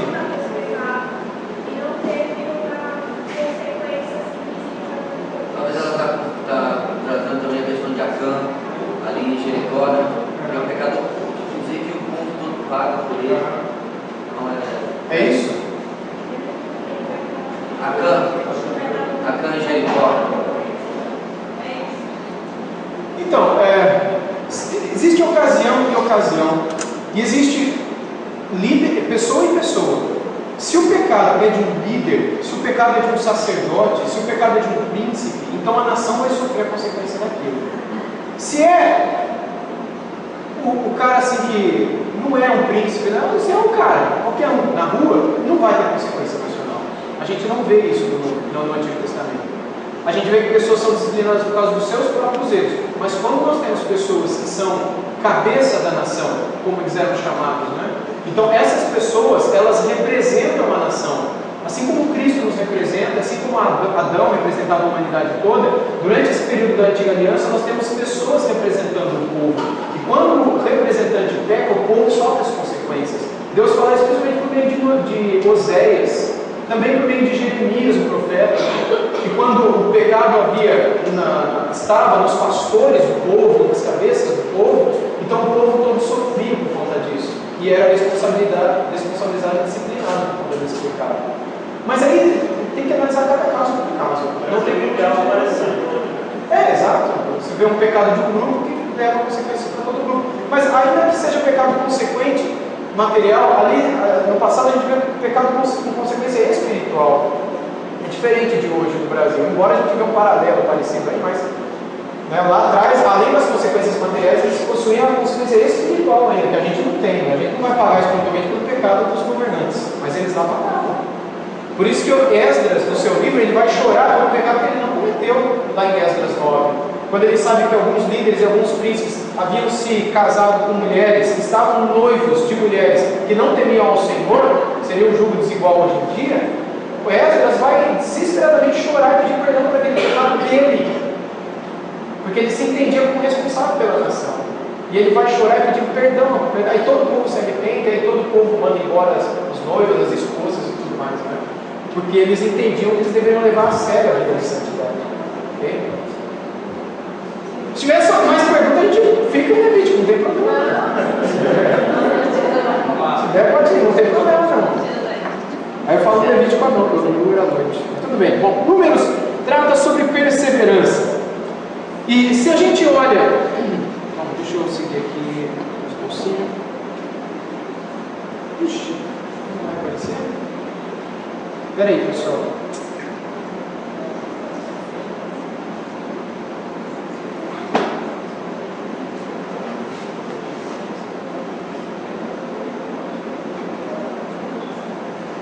Tem um erro aqui no fundo. Deixa eu ver se agora sim. Livro de Números. O livro de Números é o quinto maior livro do Antigo Testamento. Ele vem do latim numeri, né, que vem do grego aritimoi, por isso o Números não é o nome original dele, assim como Levítico também não é Levítico, né? Até um título totalmente errado. Porque Levítico, no grego, significa aquilo que está relacionado aos levitas.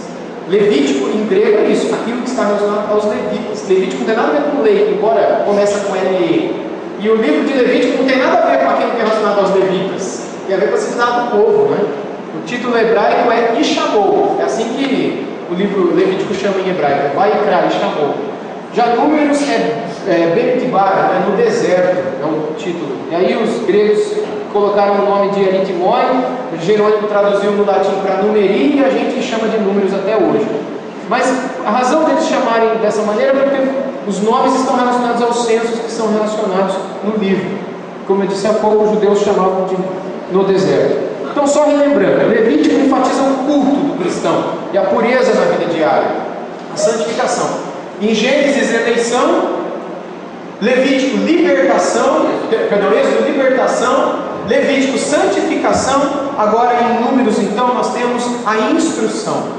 Instrução para um povo que estava na peregrinação. Me diga se isso não parece com a nossa vida também.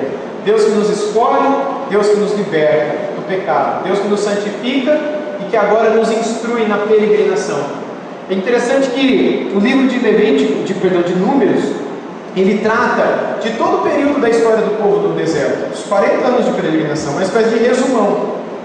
Ele vai falar de tudo o que aconteceu lá em Êxodo, ele vai falar de algumas coisas quando a lei veio do Levítico, ele vai falar de coisas que o Deuteronômio fala também. É uma espécie de 1ª e 2ª crônicas no Pentateuco, porque 1ª e 2ª crônicas também é um resumão de todo o Antigo Testamento, né? O número de Números é como se fosse um resumo de toda a história da peregrinação no deserto, desde o momento que eles saem até o momento que eles chegam nas campinas de Moabe. E poderia ser resumido nessa frase aqui: marchando e murmurando. Marchando e murmurando. Vai para frente e reclama. Vai para frente e reclama. Depois volta para trás porque reclama. Porque ficou dando volta, né? O tempo todo reclamando. O que a gente encontra então nesse livro é reiteradamente Deus vindo para disciplinar o seu povo, por conta da murmuração desse povo. E não só Deus vindo para disciplinar esse povo por conta da sua murmuração, mas também instruindo esse povo a perseverar até o final, certo de que, se eles perseverassem até o final, eles receberiam a terra prometida como herança. Então, mais uma vez, recapitulando, em Gênesis a gente tem a formação da nação, em Êxodo a salvação dessa nação, em Levítico a santificação da nação e em Números a educação dessa nação. Em Deuteronômio, que a gente não vai dar tempo de estudar, em Deuteronômio seria uma exortação à obediência em amor. Deuteronômio é isso. Porque em Deuteronômio a gente tem tudo aquilo que já havia sido apresentado anteriormente. Tudo que foi apresentado anteriormente está em Deuteronômio também. Mas em Deuteronômio ele apenas diz: olha, é por amor que vocês têm que fazer e não porque vocês foram ordenados a fazer. Aqui então em Números, depois que eles são santificados, Deus os instrui a maneira como eles deveriam viver, tudo aquilo que eles deveriam fazer a partir de agora. É interessante essa expressão de Números 14, 29 e 30, na qual nós lemos: neste deserto cairá o vosso cadáver, como também todos os que de vós foram contados segundo o censo, de 20 anos para cima, os que dentre vós contra mim murmurastes. Não entrareis na terra a respeito da qual jurei que vos faria habitar nela, salvo Caleb, filho de Jefoné, e Josué, filho de Nun. Há um outro texto que eu gostaria de ler com vocês que não está aqui, que é Números 11. Em Números 11 a gente tem uma clara demonstração daquilo que foi o marchar e murmurar constante do povo. Números capítulo 11.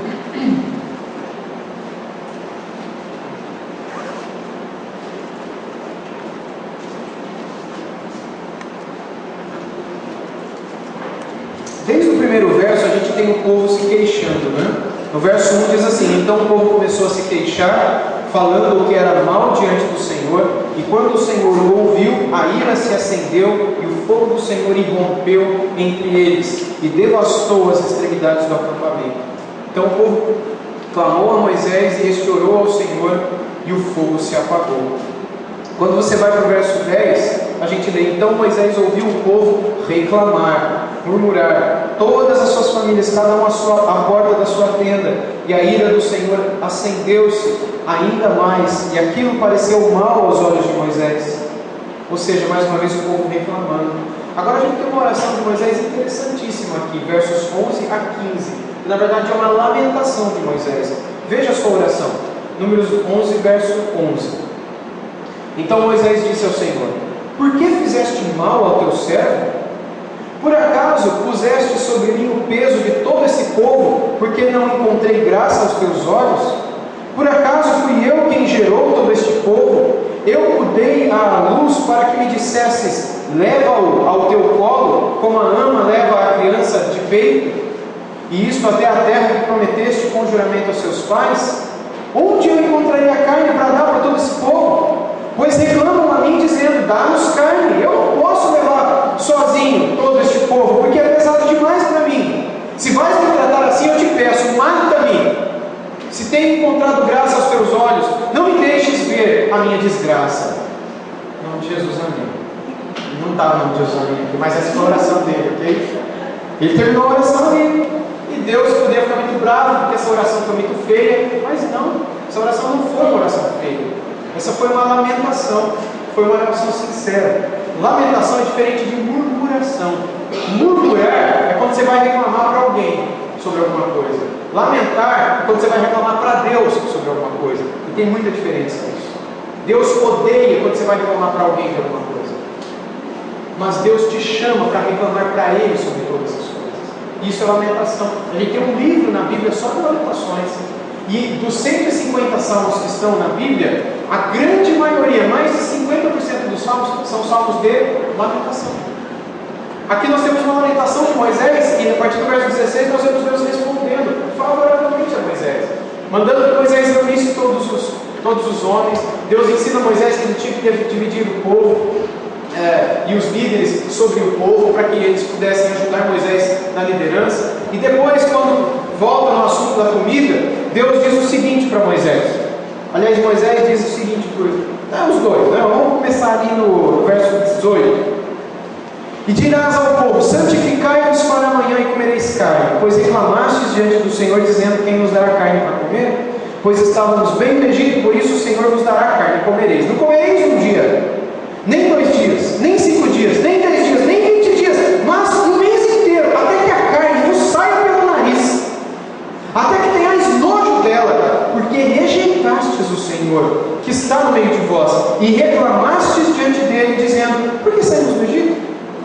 E Moisés disse, há 600.000 homens de pé neste povo, no meio do qual estou, e nem assim tu disseste, mesmo assim tu disseste, vou lhes dar carne e comerão um mês inteiro? Se rebanhos de ovelhas e gado, aí Moisés vai justificar para Deus, Deus, a gente não tem carne para tudo isso. Você está falando que vai comer tudo. Tem 600.000 homens. Você coloca uma mulher para cada um. Ele dá 1.200.000. Você coloca que cada um tem um filho só. Mas é impossível. Porque naquela época não tivesse um filho só. Se tivesse 2, já passa de 2.400.000 pessoas. Já imaginou alimentar com carne 2 milhões de pessoas? O Deus não tem animal para tudo isso. Aí Deus, no contexto, vai dizer, Moisés, fica quieto, eu vou mandar carne. E aí Moisés fica quieto, aí Moisés separa os caras lá e ajudar. Eu estou resumindo aqui, tá, pessoal? Moisés separa os líderes, e aí a partir do verso 31 Deus manda a carne. Então soprou do mar, ou seja, a carne veio do lugar onde Moisés menos imaginava. Soprou do mar um vento da parte do Senhor e trouxe codornizes, as quais deixou cair perto do acampamento, numa distância cerca de 1 dia de caminhada. De todos os lados, em volta do acampamento, acumulou-se cerca de 2 côvados sobre o chão. Imagina isso, pessoal. O acampamento era grande, tinha que caber mais de 2 milhões de pessoas. E você imagina que Deus fez ao redor desse acampamento um anel com carne amontoada. Só que esse anel não era imediato à cidade. Aqui tem quanto? 300, 400 mil habitantes? 350 mil habitantes. Você imagina que tivesse 2 milhões de habitantes em Boa Vista. Aí você imagina que você tem que caminhar 1 dia a pé, 1 dia caminhando a pé, para lá, para lá, para lá e para lá. Então não é onde termina a cidade, mas 1 dia de caminhada em todo o diâmetro. E esse anel então é bem maior, e aí Deus forma um anel com carne que dá 2 côvados, mais ou menos 80, 90, quase 1 metro de altura, de carne. Você imagina quanta carne? E aí, depois, vamos continuar no verso 32. Então, levantando-se o povo recolheu as codornizes durante todo aquele dia e toda aquela noite, e ainda durante o dia, todo o dia seguinte. O que recolheu menos, pegou 10 homens, 10 homens, e estenderam as codornizes em volta do acampamento, fazer carne de sol, né, carne seca. Enquanto a carne ainda lhes estava entre os dentes, antes de a mastigarem, acendeu-se a ira do Senhor contra o povo, e o Senhor o feriu com uma praga muito grande, Por isso, aquele lugar ficou chamado de Kibroth Taavá, pois ali enterraram o povo que havia sido dominado pelos desejos de comida. De Kibroth Taavá o povo seguiu para Hazerote e ali ficou durante algum tempo. Então, esse é só um exemplo que resume a mensagem de Números. Assim como Levítico 20, aqueles versos que resumia a mensagem do Levítico, quando a gente olha para Números, isso daqui resume: marchando em rumo à terra prometida, mas reclamando de tudo na vida. Mais uma vez, isso se parece com a nossa vida também? Deus nos elege por graça, na história Deus nos liberta do pecado, Deus nos santifica, Deus nos instrui a peregrinar, mas como é a nossa peregrinação? É marchando e murmurando. Ou não é assim? Quando a gente reclama da comida, quando a gente reclama da casa, quando a gente reclama do cabelo, reclama da mãe, reclama da igreja, reclama do pastor, aqui vocês não fazem isso. Reclama de tudo, de tudo. Veja se nós não somos semelhantes a esse povo. E se chegássemos a Deuteronômio, nós veríamos exatamente aquilo que Deus espera de nós também. Que nós sejamos obedientes, não por legalismo, mas por amor. E é lá em Deuteronômio que nós encontramos a expressão que Jesus repete no Novo Testamento, de que nós devemos amar o nosso Deus com toda a nossa alma, com todo o nosso coração.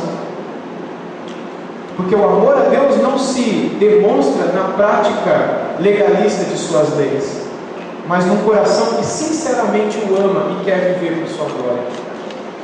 Eu encerro aqui então com a seguinte palavra, né? Perseverança é essencial para a nossa vida. Milhões saíram do Egito, mas somente 2 puderam entrar lá na terra prometida. Os coroados não serão aqueles que começarem bem sua caminhada com Deus, mas aqueles que terminarem bem a sua peregrinação. Quando a gente olha para o Novo Testamento, vamos olhar lá em 1 Coríntios 10, quero encerrar com esses 2 textos com vocês. 1 Coríntios capítulo 10, versos 1 a 12. Vou deixar o outro aqui também, para que vocês abram. E o segundo é Hebreus 3, 19. Se puder já deixar aberto os dois. 1 Coríntios 10, 1 a 12 diz o seguinte: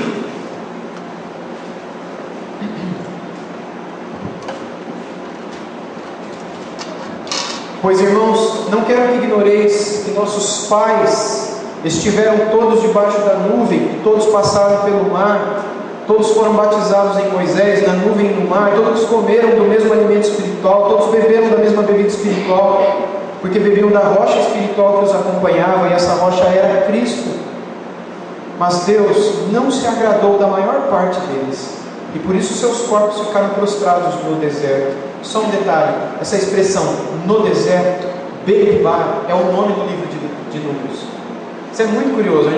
Infelizmente, na nossa Bíblia, o livro de Números se chama Números, em hebraico se chama no deserto. Interessante, talvez Paulo esteja fazendo uma relação aqui justamente com o livro de Números, quando cita tal expressão. Continuando, essas coisas aconteceram como um exemplo para nós. Que coisas? Aqueles homens que morreram no deserto, tais como aquela praga do final de Números 11, que a gente leu há pouco. Essas coisas aconteceram como um exemplo para nós, a fim de que não cobicemos as coisas más como eles cobiçaram. Verso 7. Não vos torneis idólatras, como alguns deles, conforme está escrito: o povo assentou-se para comer e beber, e levantou-se para se divertir. Não pratiquemos imoralidade, como alguns deles fizeram, e caíram num só dia 23.000. E não tentemos Cristo, como alguns deles tentaram e foram destruídos pelas serpentes. E não murmureis, como alguns deles murmuraram e foram mortos pelo destruidor. Tudo isso lhes aconteceu. Por que Números está na Bíblia? Como exemplo, e foi escrito como advertência para nós, sobre quem o fim dos tempos já chegou. Assim, aquele que pensa estar de pé, cuidado para que não caia. Veja como a mensagem desse livro é relevante para nós hoje, e como o conjunto do Pentateuco é relevante para nós hoje. Seguindo então, Hebreus 3,19, assim a gente encerra. Hebreus 3,19. Os cristãos devem evitar o orgulho de achar que está de pé, que não cai, que é forte e tal. Em Hebreus 3,19 a gente lê o seguinte: desse modo, vemos que não puderam entrar por causa da incredulidade. Aqui o autor de Hebreus está fazendo um paralelo entre Cristo e Moisés. Vamos ler um pouquinho antes, né? A partir do versículo 14. Puxa, desde antes ainda, o capítulo todo, eu não vou ler o capítulo todo, porque você lê em casa. No 5 ele diz: Moisés, como servo, foi fiel em toda a casa de Deus para testemunho das coisas que seriam anunciadas, mas Cristo, como Filho, é fiel sobre a casa de Deus, casa que somos nós, se conservarmos firmes até o fim a nossa confiança e a glória da esperança. Aí no verso 11 a gente lê: assim jurei na minha ira, não entrarão no meu descanso. Irmãos, cuidado para que ninguém se ache em qualquer um de vós, não se ache em qualquer um de vós um coração perverso e incrédulo que vos desvie do Deus vivo. Antes, exortai-vos uns aos outros todos os dias, durante o tempo que se chama hoje, para que nenhum de vós seja embrecido pelo engano do pecado, porque temos nos tornado participantes de Cristo, se mantivermos a nossa confiança inicial até o fim, enquanto se diz: hoje, se ouvirdes a sua voz, não endureçais o vosso coração como na rebelião. Quem foram os que ouviram e se rebelaram? Não foram todos os que saíram do Egito conduzidos por Moisés? E contra quem se indignou por 40 anos? Não foi contra os que pecaram, cujos corpos caíram no deserto? E a quem jurou que não entraria no seu descanso? Não foi aos desobedientes? E aí entra o 19, que é o que eu queria. Desse modo, vemos que não puderam entrar por causa da incredulidade. Aqui nós temos uma advertência clara quanto aos incrédulos. E quem são os incrédulos? São aqueles que estão no meio do povo, mas que não são obedientes à palavra, não perseveram na palavra, não mantêm firme a sua convicção, a sua fé, a sua disposição diante das tentações, diante da vida. Quando a gente passa por alguma situação que a gente fica com vergonha de ser o que a gente é, com vergonha ou com medo de agir como a gente deveria agir, o que é que Deus espera de nós? Que a gente não deixe de ser aquilo que Deus nos chamou para ser, mas que a gente persevere até o final. Porque assim como eles sabiam de uma terra prometida, nós também sabemos de uma. E pode ser que, se em nossa peregrinação nesse mundo, como eles peregrinaram, nós não temos perseverado e não temos sido fiéis, não estamos sendo fiéis, talvez seja porque não fomos libertos ainda. E se não fomos libertos ainda, talvez, essa é a razão pela qual não somos santificados ainda. E se não somos santificados nem libertos, talvez porque nem eleitos tenhamos sido. Então é bem possível que salvos não sejamos, se em nossa vida não se caracteriza a santidade, perseverança, libertação do pecado. Se eu olho para mim e não me vejo como liberto, não me vejo como santo, não me vejo como alguém que persevera por amor ao Senhor, será que eu sou salvo? Aquilo que Paulo escreveu em 1 Coríntios capítulo 3, versículo 5, que, irmãos, examinai-vos a vós mesmos, a fim de saber se estáis na fé. Essa exortação é a exortação que a palavra de Deus nos traz com relação à nossa vida. A nossa vida não pode ser um descansar eterno. A nossa vida não pode ser um descansar eterno numa base vazia. A base vazia é: não, o pastor falou que uma vez salvo para sempre, então eu estou salvo para sempre. Mas se isso não se evidencia na tua vida por meio de obras, de santidade, de vida, de frutos do Espírito Santo, talvez seja porque não há salvação. Então não se apegue a uma promessa que talvez não se aplique a você. Quem é salvo, sim, é salvo para sempre. Quem se converteu ao Senhor evidenciará na prática do dia a dia mudança. Mas aquele que não é salvo, ele não vai ter prazer. Quando uma pérola lhe for lançada, ele vai pisar nessa pérola. Talvez ele vai comer essa pérola. Talvez ele vai jogar com o focinho para o outro lado dessa pérola. Porque o corpo, usando a expressão de Cristo, para aquele que não é convertido, ele não sabe diferenciar uma pérola de uma pedra ou de qualquer outra coisa que ele veja na frente. E é por isso que muitas pessoas no contexto cristão hoje, quando recebem a palavra, ou quando têm a palavra, para ainda falar um pouco daquilo que eu disse durante a conferência teológica, não sabem dar valor, nem mesmo para a palavra, nem para a vida com Deus, nem para a perseverança dos santos, nem para a santificação, para a mortificação do seu pecado. Por que não dão valor? Porque eles eles não sabem distinguir entre a joia que é a vida com Deus, a pérola que é a perseverança no caminho do Senhor, e um coração duro de pedra, uma vida de mundo, uma vida sem Deus. Que Deus nos dê graça, meus irmãos, e nos ajude a, olhando para a sua palavra, tendo estudado a mensagem dos livros de Levítico e Números, a gente possa olhar para a nossa vida também e se examinar, se autoexaminar. Será que há em meu coração desejo sincero de me apresentar diante do Senhor santo? Porque Ele diz, sede santos como eu sou santo.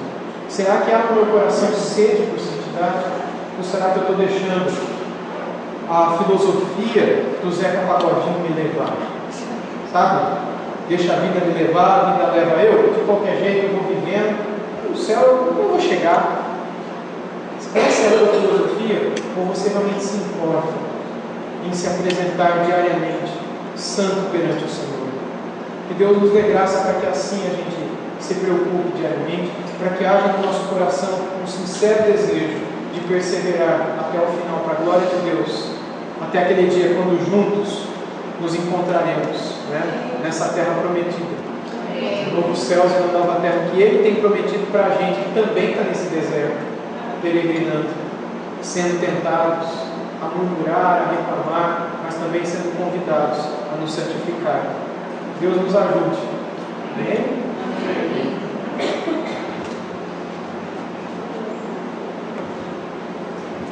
Amém.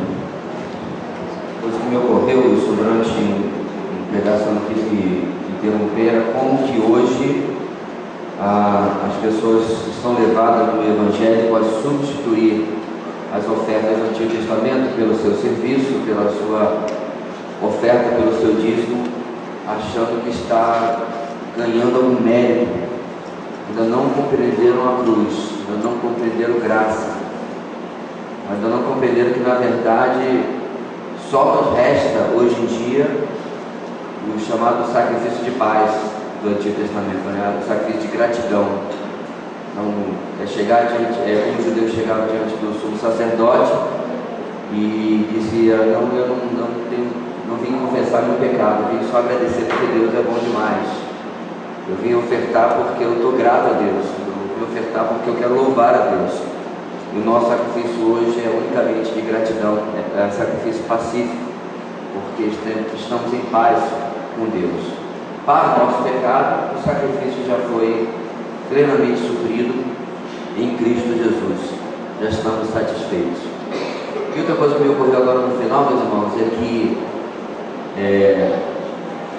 apesar de ser verdade, grande parte das igrejas da Europa faliram porque se apegaram a uma parte da doutrina e ignoraram a outra. Eles se agarraram à promessa da segurança da salvação, mas esqueceram que essa segurança é evidenciada por aquilo que o pastor Wilson estava colocando agora no final. O ser atraído a Deus, ser atraído à palavra, ser atraído ao povo de Deus. O João Piper pregou há uns anos atrás, falando sobre a excelência da palavra de Deus, o excitamento, a aventura de explorar a palavra de Deus. E ele chegou inclusive a usar a cultura pop. Na época, o filme que estava em cartaz era Avatar, e era a 8ª maravilha do mundo, né? Ninguém nunca tinha visto aquilo. Um filme totalmente computadorizado, mas que os atores estavam por trás dos personagens. Você não sabe, eles colocaram pontinhos no rosto dos atores. Eles encenaram, capturaram o computador e transformaram naqueles bichos azuis que você viu lá. E aí ele disse: a Bíblia não é chata, Avatar é chato. Ele podia dizer hoje a mesma coisa: a Bíblia não é chata, Batman vs Superman é chato, Guerra Civil é chato, porque a minha e a sua psique está sendo dopada constantemente pela mídia para nós admirarmos aquilo que traz, lembra que o pastor falou na conferência? Prazer, traz excitamento. E eu não sei, os irmãos que já foram assistir Ressurreição, estou falando de coisas atuais, né?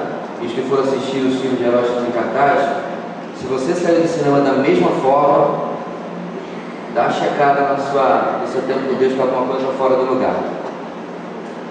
Se você reage da mesma forma a um soldado romano, embasbacado em ver um homem morto na sexta-feira, domingo vivo, se age da mesma maneira em ver um alienígena, um vestido de fantasia de morcego combatendo um monte de CGI, verifica o teu coração, que alguma coisa está muito fora do lugar. Isso, meus irmãos, é que nós temos que não há pecado em entretenimento, ao seu lugar. Eu lembro que muitos anos atrás, na verdade foi a única peça de teatro que eu jamais assisti, porque no Brasil o teatro é caro demais. Quando nós éramos noivos, nós fomos assistir o Mistério de Imavali, com Neila Torraca e o Nani. Que peça engraçada! Eu ria tanto, atrás de mim tinha um senhor meio obeso que eu achei que ele ia infartar. O problema não é o entretenimento. Eu ria tanto. A peça é extremamente engraçada, é um ótimo entretenimento, não é suja. Nós saímos de lá satisfeitos. Eu falei, poxa vida, o teatro foi sempre assim, eu quero sempre ver. O problema não é o entretenimento. O problema, meus irmãos, é quando as nossas afeições, primeiro ponto, ou seja, o segundo ponto da nossa devocional, não estão devidamente inclinadas para as coisas espirituais. Quando você passa por um banquete como nós tivemos aqui, e humildemente eu digo também, temos tido a KBBD, e você, né? Aí realmente a gente precisa tomar a exortação de Paulo para a gente verifique se você realmente está na fé. Paulo está escrevendo, meus irmãos, uma igreja numa época que passava perseguição, ainda não a perseguição como aconteceu na época de Diocleciano, mas uma igreja que passava perseguição na mão dos judeus e de alguns romanos também. E dentro da igreja tinha gente que não era convertida. O que será de nós em época de continuar em absoluto? Para nós, nenhuma perseguição. Muito obrigado, pastor, pela sua paciência de estender mais uma manhã conosco. Hoje à noite estaremos aqui, no nosso culto normal, né? O pastor estará pregando sua verdadeira mensagem, e eu quero agradecer, meus irmãos, aqui que estamos mais em família, a cada irmão que deu do seu tempo. Alguns estão esgotados, né? Cansados, e trabalharam muitas semanas com o pastor. Eu fico muito grato. Eu quero realmente dizer que diversas vezes eu pude falar para as pessoas que vieram me perguntar coisas sobre a conferência. Eu não sei. Pergunta para fulano. Eu não sei, pergunta para ciclano, porque era a área dele ou dela, e eles tomaram conta com primazia. O seu serviço, meu irmão, não deixa de ser notado, nem por nós da liderança, e muito menos pelo Senhor, que a Ele realmente é toda a glória, e é para Ele que é o nosso serviço. E eu quero colocar para você, hoje você esteja pensando, pastor, não sei se você reparou, a conferência parece que eu estou para trás. Realmente, segundo números preliminares do Datafolha, isso não prestaria para nada. Segundo números preliminares do nossa equipe, nós tivemos, na verdade, cerca de 20% a 30% a menos de inscrições. Mas isso, meus irmãos, é o que os nossos olhos veem, mas não é o que o Senhor vai realizar, certo?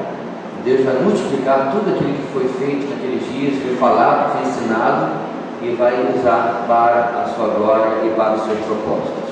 Para isso que nós fazemos o que fazemos. Vamos colocar de pé e orar.